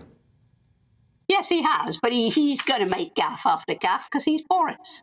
He's a maverick. We all knew that when Boris was elected. It's no good now complaining that he's behaving like Boris. Does it matter? Does it matter, Anne? Does it matter? Do the gaffes matter? Well, I think they're moderately trivial. But a lot of other people worry. I mean, until Ukraine burst upon our lives, all Britain was talking about was Partygate. And incidentally, I think that obsession with trivia on the part of a pretty major nation, probably contributed somewhere along the line to Putin thinking, well, the West isn't serious. We don't need to take them seriously. And I wouldn't altogether blame him. And Anne, a brief word before we get to some of the important policy issues facing the Prime Minister at the moment that I'd like to quiz you about. Reality TV, any regrets? I mean, I thought you were brilliant on Strictly. I thought you gave it 100%. You entertained the nation. I think you're an underrated dancer. You looked fabulous. Was it a good experience? It was a terrific experience, but I certainly was not an underrated dancer. I was an absolutely hopeless dancer. Right from the start, Anton said to me that the less time I spent with my feet on the floor, the better. That's why he did this sort of thing that you can see on the screen now. I think he was just flirting with you. That sounds like a chat-up line to me. I think you're hiding your light under a bushel, Anne. I think that it was brilliant watching you in action. Look, I know you've had a career in public life, but did that appearance on Strictly, did it change your life in any way? It sent my retirement off on a completely different course. I mean, I planned to live on Dartmoor, which indeed I do. I was going to be writing novels and taking dogs for a walk on the moor, and that was going to be my life in retirement. And then I did Strictly immediately after I'd retired. I mean, immediately. I retired in the June, and I was doing Strictly in September. And suddenly everything changed. I mean, Strictly was such a success, not because of the dancing, but because of the comedy element. Strictly was first such a success. First of all, I got asked to do the live tour. Then Craig asked me to go into pantomime with him. Then I was asked to go on at the Royal Opera House because a member of the casting team had actually seen me in pantomime. And it didn't seem to stop. It just snowballed and snowballed. And I let it happen because my view was I'd been there, done that, got the T-shirt as an MP. I didn't have to take decisions any longer as though I were an MP because I wasn't going to be one. And so I just went with the flow. And yeah, it was very heady and great fun. Are you comfortable with fame? You see, the ironic thing is I never think of myself as famous. I think I'm probably well known, but well known and famous, two different things. And you're bigger than the Beatles, for goodness sakes. Hardly. Hardly, and you know who they thought they were. You are getting there. Listen, you have more than just flirted with national treasure status. You're one of the most recognised politicians in the country, very principled. Before we get to a little game I want to play with you that we purposefully haven't warned you about, it's a real gotcha moment in the interview. But Anne, before that, any regrets in your career? Not substantial ones. I mean, I would still undertake all the policies that I took up, so no, I don't think I've got regrets as such. That's on the substantive matters. On other matters, I mean, the drug speech in 2000, which effectively put an end to my leadership hopes, I would have phrased differently if I'd known what was going to happen. So, I mean, you can always point to little things like that, things that you would tweak, that you would do differently. But substantively, the issues I've spent my life on are the issues that are still important to me. Yeah, well, I remember when that broke and I thought it was a media overreaction. Well, look, Anne, you've had a long career in public life and you've been there, you've seen it, you've got the T-shirt, you've been a government minister. So we really think you might be one of the great prime ministers that got away, which is why we're going to play a game of this.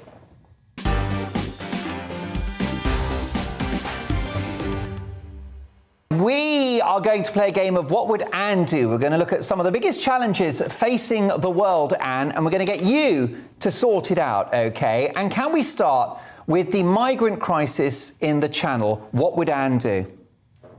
What I've always said I would do, and what I actually proposed when I was Shadow Home Secretary, I would house all new asylum seekers in secure accommodation while we consider their claims. Not prison-like accommodation, but secure, so that we know where they are. And if we're going to accept them, we can get them settled much more quickly.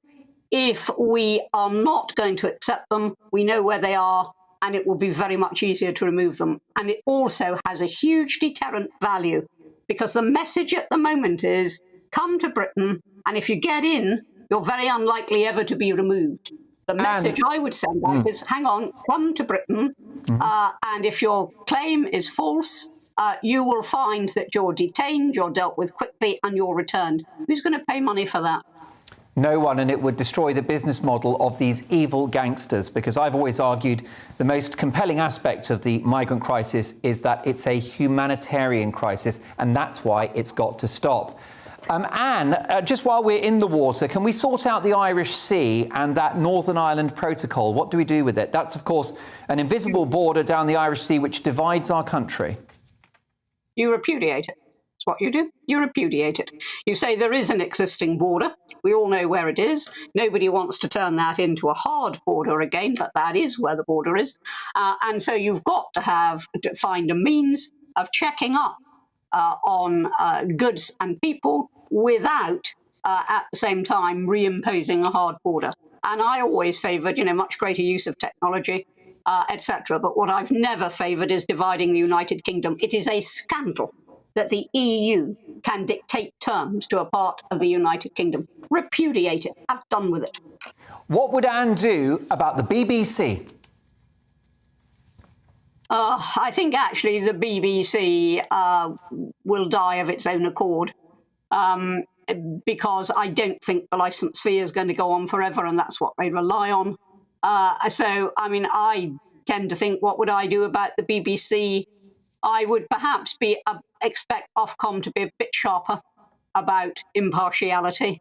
But for that, people vote with their feet. And what the BBC is doing is trying to appeal to a younger generation who've no interest in it, and ditching the people who are seriously attached to it, which is the older generation. I've got two more for you, Anne. Your answers, of course, are consummate. How about this one? What would Anne do about Vladimir Putin? And if you're asking me what I do about the Ukraine, I would keep on sending in as much military aid, short of troops, as much military aid as possible to give them every last chance of fighting Putin. I would isolate Putin with sanctions that really bite, not the sort of sanctions that the EU finally agreed to after, there'd been objections from Italy and Germany. Serious sanctions that bite. And I think you can only do those two things. But my regret is that Ukraine wasn't allowed to join NATO. I mean, there was always the issue of importing conflict into the alliance, but it would have given it protection, a protection we now can't offer it. Absolutely. Last but not least, Anne, you were a tenacious and very proactive Home Office Minister under John Major. So this is our last What Would Anne Do? What would Anne do about crime? Well, the only thing you can do about crime is effectively what Giuliani did in New York, which is to take a line of zero tolerance. Now, one has to be practical about it. He put 11,000 extra police officers on the streets, and we, can't do that in just one city. But nevertheless, to go for zero tolerance and to say that what matters is not policing what people say and what they think. It is actually what matters is preventing harm. And that means looking at real crime like burglaries, not at so-called hate crime, which half the time isn't even a crime. Anne, it's been a thrill to have you on the show. You've got so many fans out there, even people who aren't Conservatives. You're the politician that everyone enjoys to listen to. Well, I'm glad to hear it. And of course, you are a regular on the brilliant Dan Wootton Tonight Show every Thursday, and I look forward to your appearance in the next week or so. Anne Widdecombe, thank you for joining us for Mark Meets. What a treat, and have a lovely Sunday evening. Brilliant stuff. There you go. What a legend. What a character. Fantastic stuff. And by the way, she didn't bat an eyelid. Any of those questions, she wasn't briefed, she wasn't warned, but that's what happens when you have an authentic politician. So, before 11 o'clock, we've got my authentic panel who'll be taking part in our game show. This time, what celebrities did before they became famous. We're going to play a game of Second Comings, finding about their original jobs. Also, in the news agenda next, is religion in long-term decline? We talked about religion with Anne. Do we still need God? And also, is our society becoming very fattest? So much to get through. We've saved our best till last. See you in 2.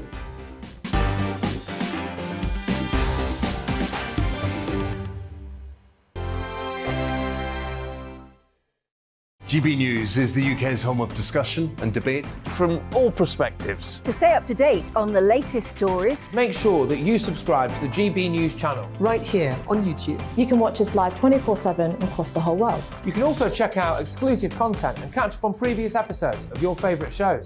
Every day, we ask the questions that you'd ask, so why not add your voice to the conversation in the comments section? Don't forget to subscribe. We are GB News, Britain's news channel. Every night at 11 on GB News, we bring you the next day's stories the day before. Basically like time travel. If it's a big story, we'll cover it, guaranteed. But we'll also have some fun along the way. Big opinions, big laughs. Sometimes big hair. This is Headliners, the paper review show that won't send you to sleep like the others will.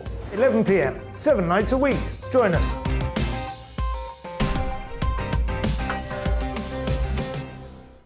Hello there, I'm Eamon Holmes. And I'm Isabel Webster. And we hope you can join us for Breakfast with Eamon and Isabel. You make me laugh out loud, belly laugh. Is that important first thing in the morning? Yeah, absolutely. And there's me trying to be deadly serious.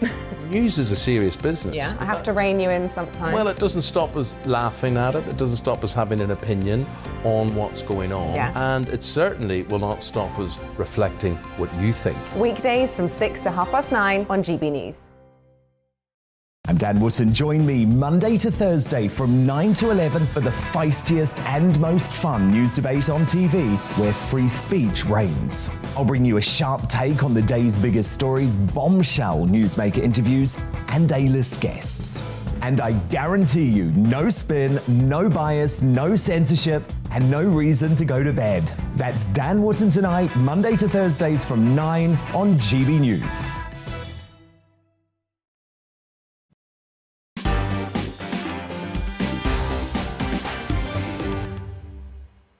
Shall we have a look at your emails now? My panel, by the way, chatting away because the chemistry is rich on the sofa tonight. In fact, between Mike and lovely Lizzie Cundy, it's a bit too good, I'll be honest with you. Let's have a look at your emails.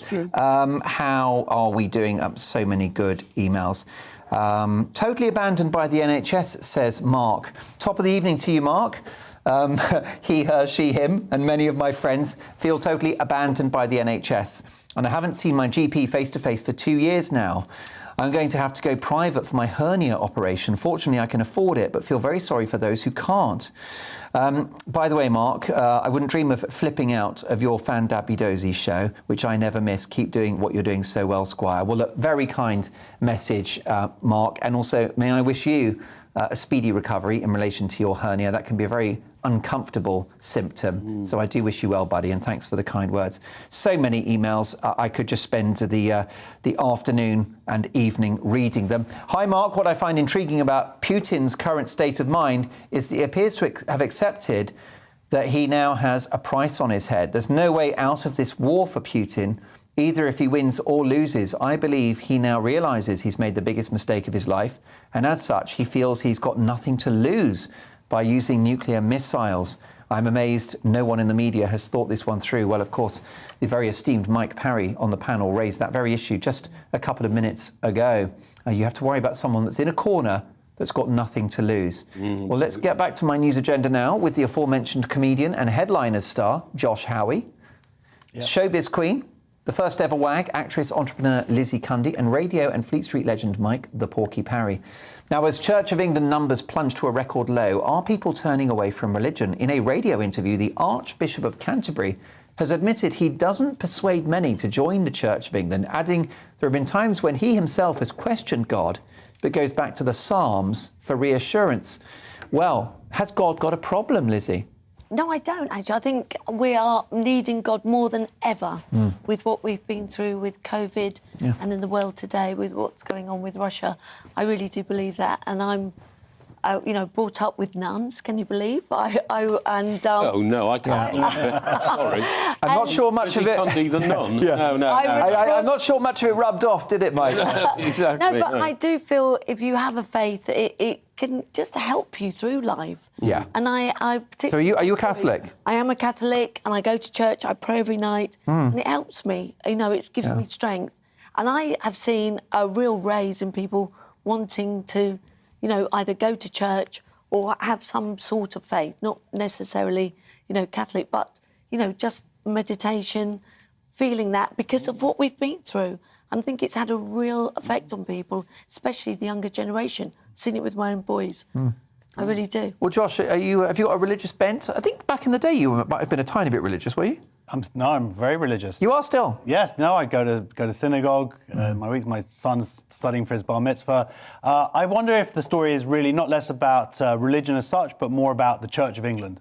And certainly having an Archbishop of Canterbury who says that they don't do much for bringing in people. Although saying that's actually not a bad thing. The nice thing I like about Judaism is that proselytizing is actually banned. Like, you're not allowed to do it. And I always like that about Judaism. It's not about saying to anybody else, if you don't do this, then you're going to hell or anything like that. It's more just like, let's just get on with our own little thing. It's a private thing, it's personal, and it's there if you want it. Exactly. So, but I think Catholicism is interesting in that it might be that people are reaching more towards like Catholicism and stuff where they have these traditions maybe a little bit more embedded and there might be more resonance and meaning. I don't want to anger any Church of England viewers, but I certainly know... I'm a Church of England man, and I could tell. And I go a bit further than what you said. You said, it's the Church of England. No, it's not. It's Justin Welby. Justin Welby's pathetic, OK?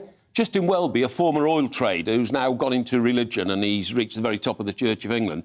What I can't stand about people who are the Archbishop of Canterbury is that they adopt every left-wing woke policy that's going in the world because they have this mad thought that, if I'm nice about this, it means I'm closer to God and people will think I'm caring. It's not caring to endorse policies which put people out of work. And it's not caring to encourage people. There's nothing wrong with you if you don't go to work every day or something like that. What is the role of somebody who is head of a faith like the Church of England? Isn't it to adopt the Christian principles by which people in the Church of England stand by? And a lot of those principles are all about self-determination, standing on your own 2 feet, providing for your family, looking after others. And Welby hasn't got a clue about any of that. All he wants to do is jump on the next woke bandwagon so that people will say, look, he's really, really doing his business as the Archbishop of Canterbury because he's kind.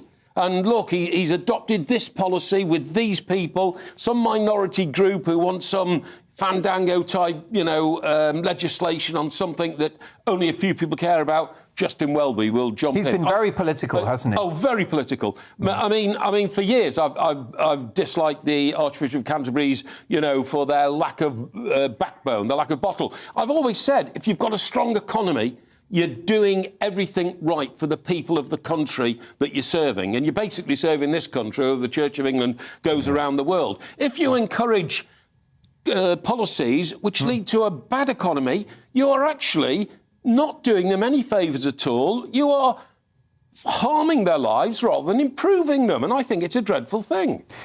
So do you have faith? I mean, are you a churchgoer? Yes. And what does God do for you? Well, I don't see God as a person sitting up there on a throne. I'm not talking about Wayne Rooney, by the way. No, it's very... No, he's an Everton supporter, so don't say Wayne Rooney. Well, I'm thinking back in the day, Well, back in the day. And you've written a book about Wayne, of course. Not only have I written a book, I've got his first ever... Andy Gray. Who's God for an Everton fan? Well, Dixie Dean, I suppose, because he scored 365 goals in 1928. Wow. But, I mean, that's a long time ago. But, no, what I'm saying is I don't see God as, a guy sitting on the throne up there and you get to the pearly gates and all that. You see her as a woman, right? right? No, not at all, no. What I see it as a set of beliefs by which you have to accord. So, for instance, the war situation's very interesting to me because I'm not sure I could ever kill another human being. Because thou shalt not kill, right? I'm not sure I could. Have you coveted any wives? Have you stolen a neighbour's ass? Hold on a minute. I might have pinched a few asses I'm going in my to call time, Alan Brazil and ask him now. Well, yeah, Big Al, there's another tell me God. the truth. A God of broadcasting. No, of course there have been... Look, maybe I wasn't as learned in my religious beliefs in the younger days when I would, be in Fleet Street and there was an availability of people who wanted to associate with you, if you see what I mean. Yeah. And you're around to it. But I honestly believe that the set of values... I believe in the Ten Commandments, basically, or some of them. And I think if everybody else did, of my particular faith, we'd all get along better. Of course, there's other faiths in the world. But... Getting back to Welby, he's made the stark admission, I don't attract many people into churches anymore. Well, get out then and find somebody who can do the job, who will, because I see other religions in this country, in synagogues, in mosques, and they're packed all the time. Very charismatic. They're packed all the time. People go to the mosque all the time. People go to the synagogue all the time. But we don't anymore go to these wonderful, brilliant, beautiful churches we've got in this country. Do you know how long it took to build Liverpool's Anglican Cathedral? 3 decades. They're still building it. They've been building it since 1500. Yeah, but that's Liverpool. Right? Yeah. Well, that's a bit harsh, isn't it? But I mean, so it's long lunch breaks. They just go to the pub. They don't come back. They don't come back. No. I'm saying that most cathedrals have taken 200 or 300 years to build, OK? So we build them, they're fantastic monuments, finest in the world, and then we don't even go to them to pray and to worship. And that means there's clearly something very, very wrong with the people who should inhabit those churches. They're not offering what they should offer. And Welby's just the latest in a long line of disasters for the Archbishop of Canterbury, but he's the worst ever. And I say, go now. Well, let me tell you that my plumber, Steve's a Scouser, and he's the best in the business. Listen, briefly, you mentioned, Josh, your faith. What does going to the synagogue, praying, worshipping do for you? It gives me a bit of reflection, time to reflect, for gratitude, I think is probably the main thing, and a bit of stability. And, we think that morality, I think, is this kind of internalised thing, but really it's not. Like, we get a lot of that from these external sources, and to be able to go through and examine a text in depth and to actually go into an issue, I find very pleasurable. Yeah, so you pray? We pray and you study. What would happen if you didn't have faith? I would be on BBC. Yes, of course you would. You'd get a lot more work. No, but you just, it's just an important part of your life. And it's not like a strange part of my life. It's not about, like I say, anybody else going to hell. It's a private thing, and it gives us some structure. And there's nothing wrong with that. As long as you're not hurting anybody else, as long as you're not saying, you do it my way or you deserve to die or any of that stuff, that's where religion gets taken to the negative. Do you think things like confession in church, which the Catholics do you think things like sermons from the rabbi or the priest or any other sort of spiritual leader, it's just a kind of old-fashioned form of therapy? Yeah, I think there's definitely truth to that. Absolutely. And it goes well in hand with therapy as well, as my wife's a therapist, then I get like the best of both possible worlds. Yeah, and she's got her work cut out, hasn't she? She has indeed. I spoke to him in the break. But I do feel that... and 2 minutes was too long. The younger generation, if you look at statistics, are actually wanting to go to church. And our Pope at the minute is like, wanting not to do the Latin masses. My mother was very strong on doing the old school Latin masses. Going to confession, doing that. And there's a lot of the younger generation now wanting that in their life with maybe the circumstances that have gone on in the world. Josh, can I say, in Judaism, is it correct that you don't really want to welcome people into it? No, not true. I went out with a Jewish girl when I was in my early 20s, and her father was immensely wealthy. They lived in the Bishop's Avenue, OK? But there was a... Known as Millionaires Row. Thank you, yeah. By the way, not all Jews have money. I don't. Okay, thank you. Josh, I've got really bad news for you. You are the only one that doesn't. That's I've just been online. So you're an exception to the rule. But there was a clear reluctance about the relationship. I mean, huge reluctance. But isn't that traditional religious families? No, I'm going to guess it was just you, Mike. Yeah, well, yeah, I mean, that happened to the Catholic girl you were seeing, wasn't it, as well? And the Muslim girl. Well, and the Quaker. Do you remember that Quaker? The father chucked you out. Yeah, that's right. And I remember the Jehovah's Witness as well. That's worst of all, you know? Yeah, no, well, that's it. So, Josh, you refute that altogether. I mean, that would happen in any traditional religious family, wouldn't it? You know, back in the day, if the kid's not Catholic or whatever. I mean, however long ago this is, if my children fell in love with someone... Probably the 40s, I would say. Between the wars, I think it was. 40, But you weren't always going to marry sort of someone that was in my religion. wife actually... My ex-husband wasn't Catholic. We had a Catholic wedding, and he had to pretend he was Catholic. Is that right? How did he do that? Was he on his knees for a lot of the time? He gave the priest some red wine and that would do it. How to do some exercises. And, That's right. But literally, you had to be on the same faith. My wife converted, and that took a couple of years, and we had a compromise. We met, we fell in love, and I said, look, I want to raise my children Jewish or according to the Jewish traditions, and she said that feasibly that was possible. We went along to some services, and but it would only work if she actually engaged with it and enjoyed it, and she got something from it. And now, in some ways, she's more Jewish than I am. She engages with it. It does take 2 years to convert, because the deal was, if I was ever going to join the family, then I was going to leave journalism and join the family business. Get circumcised, right? Excuse me, Josh. This is a family show. You know what I mean? That I would actually have to join the family business. You see what I mean? I wouldn't be outside in journalism all the filthy I mean, look, that sounds like that particular family, and it sounds like a long time ago. Mike missed out.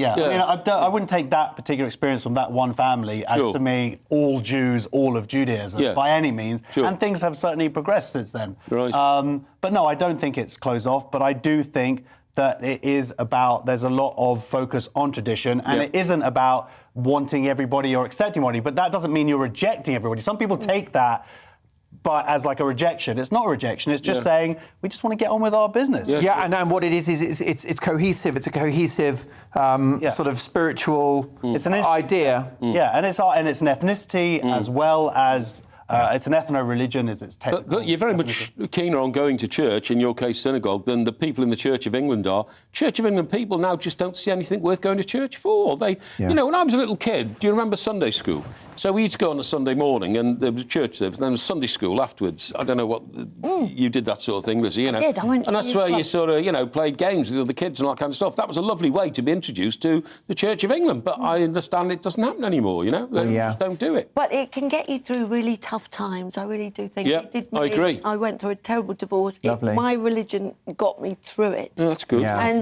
And it is now my boys. And of course, Lizzie, that communion wine, which I know you go back for on many occasions. What would we do without the communion wine? Absolutely. Well, look, it's interesting what Josh was saying. Is of course, that rather nasty trope about the idea that Jewish people are wealthy or they control the media. You know, that's pure out-and-out racism. I am on it. You're on the media. I'm on it right now. You don't control it. Yeah, and there's a brilliant book which deconstructs the whole thing. It's by David Baddiel. I think it's called Jews Don't Count. It's an incredible read, and it deconstructs a lot of those nasty myths about Jewish people. And every religion has these stereotypes, and of course they are deeply wrong.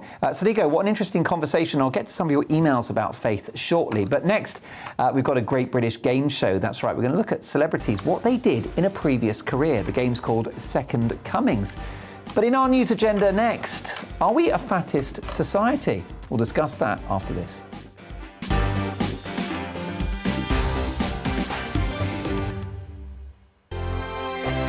GB News is the UK's home of discussion and debate from all perspectives. To stay up to date on the latest stories, make sure that you subscribe to the GB News channel. Right here on YouTube. You can watch us live 24/7 across the whole world. You can also check out exclusive content and catch up on previous episodes of your favourite shows.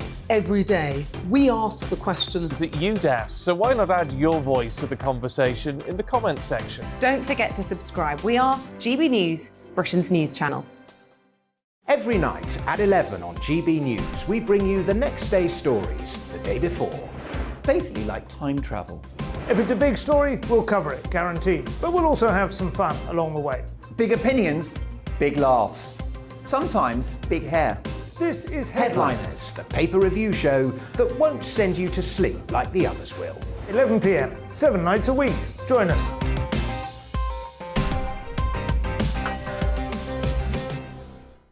Hello there, I'm Eamon Holmes. And I'm Isabel Webster. And we hope you can join us for Breakfast with Eamon and Isabel. You make me laugh out loud, belly laugh. Is that important first thing in the morning? Yeah, absolutely. And there's me trying to be deadly serious. News is a serious business. Yeah, I have to rein you in sometimes. Well, it doesn't stop us laughing at it. It doesn't stop us having an opinion on what's going on. Yeah. And it certainly will not stop us reflecting what you think. Weekdays from 6 to 9:30 on GB News. I'm Dan Wootton. Join me Monday to Thursday from 9 to 11 for the feistiest and most fun news debate on TV, where free speech reigns. I'll bring you a sharp take on the day's biggest stories, bombshell newsmaker interviews, and A-list guests. And I guarantee you, no spin, no bias, no censorship, and no reason to go to bed. That's Dan Wootton Tonight, Monday to Thursdays from 9 on GB News.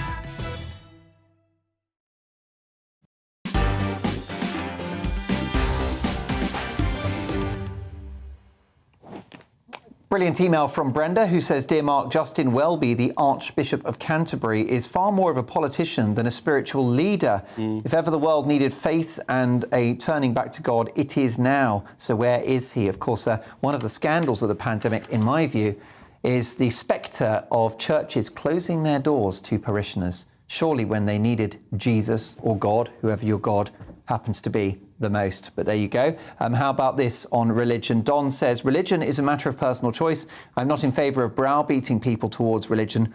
I had an epiphany 15 months ago that changed my perspective. I now accept the future without fear. I have replaced anxiety and manic materialism with a sense of calm and commitment to be a better person. It's a positive feeling that I wish everyone could enjoy. Don, congratulations on that. And you're up there in the gorgeous Scottish county of Aberdeenshire. Thank you very much for that. Fran says the 10 Commandments were given to protect our society. Yes, to protect society. We gave up God Almighty and see where society has got us to. The wages of sin is death, but the gift of God is eternal life in Jesus Christ. There you go. Well, very nicely put. Thank you for that, Fran. How about this briefly? Declan says, Dear Mark, I was protesting yesterday, marching through the centre of Liverpool, a small but successful protest. I do love Liverpool, 10 times better than Manchester.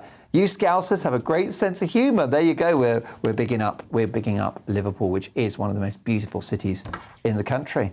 Oh, by the way, really quick word. We don't have long. I'm not too happy about Liverpool. We need to talk briefly. Roman Abramovich has divested his active involvement in Chelsea Football Club. He owns it. But this is in relation to what's happening in Ukraine and sanctions on Russia. Does this threaten the future of Chelsea Football Club, Lizzie Cundy? I think it does. I really do. He had to put, it away and give it to trustees and a charity at Chelsea and distance himself from Putin. But sadly, I do think this could be trouble for Chelsea, who's my team, as you know. I love Chelsea Football Club, supporting them. You married a player? Married a football player, not for that reason, but my family... Which one was it again? Peter Cech? Jason. Lovely Jason Cundy, who, by the way, is a great guy and a brilliant broadcaster on TalkSport. Yes, he is indeed. But I worry because this is going to go on, and obviously Abramovich has to distance himself from Putin.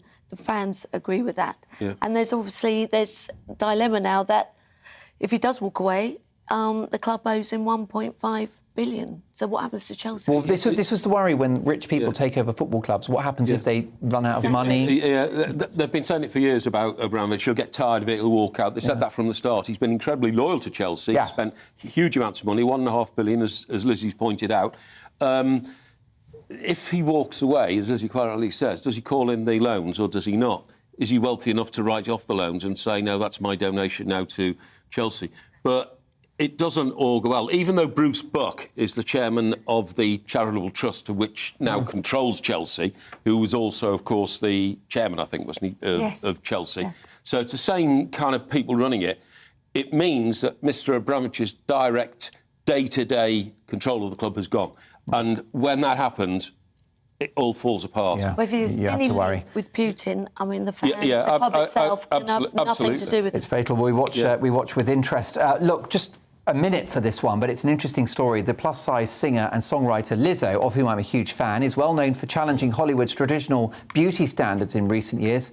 She's been on the red carpet. She's very glamorous. She's very curvaceous, and she celebrates her body. She's launching a reality series on Amazon where plus-size backing dancers contend for a chance to accompany her on a world tour. So Lizzie's doing her bit to help women celebrate their bodies. Lizzie, some would say, well, if you're massively overweight, then that's a health issue and we shouldn't celebrate it. Others would say, well, you're fat shaming. Which is it? Well, I mean, obesity is our biggest problem in the UK. I mean, 60% of people in the UK are actually obese. Huge stress on the NHS. And I have to say, look, healthy eating, looking after yourself is so important, and it brings on other issues. Yeah. And for me, look, I'm all for celebrating the women's form and being as you are, but is it healthy? Yeah. Is it healthy? You have to wonder. That's the thing. Interesting discussion. Well, it's time now for this.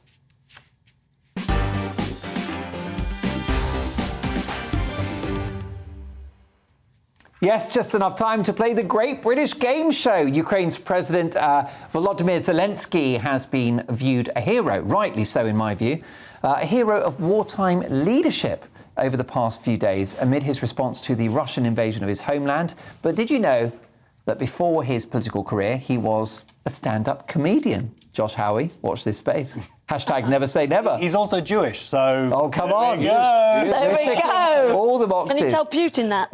Well, the idea of public figures having a previous career has inspired tonight's Great British Game Show, which we're calling Second Comings. So I'd like to show you at home and my audience, listening on the radio and my panel, various celebrities. What did they do before they became famous? How about Clive Anderson, TV presenter, chat show host? I'm a big fan of his. What did he do before he was a comic? He was a barrister. Barrister is the right answer. A former top lawyer. How about number 2, Kim Kardashian? What was her job before she... A child. That was probably about it. Yeah. She was actually... Do you know Lizzie? Because she's a friend of yours. She is a friend of mine, but I don't know what she did. You don't know. She was Paris Hilton's personal assistant. Oh, God, is that right? There you go. That was the blind leading the blind, wasn't it? Well, it's also reverse roles now, isn't it? In Just terms a bit. of nobody's ever heard of Paris Hilton for about... And they both had interesting videos. They both had viral videos. Although, Mike Parry, you've had one too, but luckily you kept your clothes on. Come on, this is a family show. Nothing to do with me. Nothing to do with me. Let's power on. How about this one? Brilliant comedian John Bishop. What did he do? John Bishop was a bricklayer. That may be the case, but his last job before he became a comedian was a door-to-door salesman. He was a marketing guy. Right. And one day he just said, I've had enough of this. I'm not going to sell anymore, and became a comedian. How about Hugh Jackman, Hollywood star? Musicals or something, was it? He was. Think of his excellent physique. Very sporty. Oh, physio. He was a PE teacher. Oh, teacher. Wow. Oh, pretty Very nice hot, man. A hot PE teacher, I think you'll agree. How about, speaking of hot, Pierce Brosnan? What did he do before he became an actor? Pierce Brosnan. Is he another pal of yours? He's a friend of mine. I did... He was a gravedigger stroke undertaker. Oh, yeah. Do you know what? I've heard that. Yeah, the answer I've got is fire eater. Fire eater. Wow. Well, perhaps he was at the crematorium. He's about to do it right there. Perhaps where he got the taste for flames. That was very... Is he a nice guy, Pierce? Oh, my word. The most lovely guy. Irish, great humour. Yeah. Great wonderful. lover. Great lover. Although ugly in reality, I'm told. I'm talking about me. That was No, very charming. The Irish charm. Well done to Ireland today, by the way, in the rugby. Now, how about oh, well done, exactly. Meghan Markle, of course, the Duchess of Sussex, and another friend of Lizzie's. Yeah. What did she do before she became an actress in Hollywood? She was a princess, wasn't she? No, she did serve tables. I thought she was a waitress. She served tables. Well, I'm sure she served tables, but the official answer is she was a calligrapher. Really? And of course, if you've seen any of the handwritten notes she's done, they're very neat. Is that the truth? Yeah, well, no. The notes she's written are already beautifully written, but just the words are rubbish. Oh, yeah. How about George Clooney? Ah. He was a waiter. I know he definitely did wait it. Yeah. Well, he was also another salesman. He sold insurance. And Nicole Kidman, we've got time for her, a massage therapist. I've suddenly got a bad back. Thanks to my team and you for watching at home. See you soon. Looking ahead to tomorrow's weather, and the UK is looking wet for many, with drier conditions in the northwest and far southeast. Let's take a look at the details. It'll be a wet and cloudy start in the southwest of England, with the rain heavy at times over the moors and hills, the driest conditions in the east. Although a mostly cloudy start for the southeast of England, it'll be dry with the odd brighter spell also possible, rather chilly at first. There'll be outbreaks of rain in the west of Wales, with some heavy bursts. However, it'll be mostly dry in the east. The northwest of England will have a cloudy and rather damp start to Monday morning, the rain turning heavy at times over the higher ground of Cumbria. It'll be a rather mild start too. The northeast will be mostly cloudy and dry at first, although there will be outbreaks of rain just creeping over the top of the Pennines. A few brighter spells are possible in the east. It'll be mostly cloudy across Scotland as well. Overnight rain will be clearing south, but showers will already be drifting in from the west. A mild start to the day here. Northern Ireland will also start the day cloudy, but it will be mostly dry to start. However, showers in the west will soon start to drift across the province. Rain will continue to drift east through the day, remaining dry in the southeast with showers arriving in the northwest. And that's how the weather is shaping up during tomorrow morning.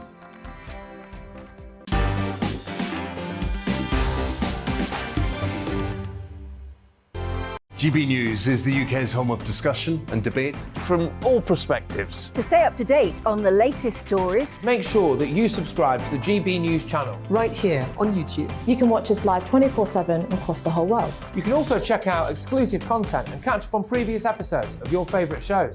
Every day, we ask the questions that you'd ask, so why not add your voice to the conversation in the comments section? Don't forget to subscribe. We are GB News, Britain's news channel. Every night at 11 on GB News, we bring you the next day's stories the day before. It's basically like time travel. If it's a big story, we'll cover it, guaranteed. But we'll also have some fun along the way. Big opinions, big laughs. Sometimes big hair. This is Headliners, the paper review show that won't send you to sleep like the others will. 11 p.m, 7 nights a week. Join us.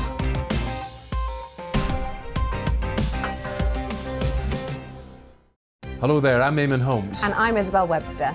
And we hope you can join us for Breakfast with Eamon and Isabel. You make me laugh out loud, belly laugh. Is that important first thing in the morning? Yeah, absolutely. And there's me trying to be deadly serious. News is a serious business. Yeah, I have to rein you in sometimes. Well, it doesn't stop us laughing at it. It doesn't stop us having an opinion on what's going on. Yeah. And it certainly will not stop us reflecting what you think. Weekdays from 6 to 9:30 on GB News. I'm Dan Wootton. Join me Monday to Thursday from 9 to 11 for the feistiest and most fun news debate on TV, where free speech reigns. I'll bring you a sharp take on the day's biggest stories, bombshell newsmaker interviews, and A-list guests. And I guarantee you, no spin, no bias, no censorship, and no reason to go to bed. That's Dan Wootton Tonight, Monday to Thursdays from 9 on GB News.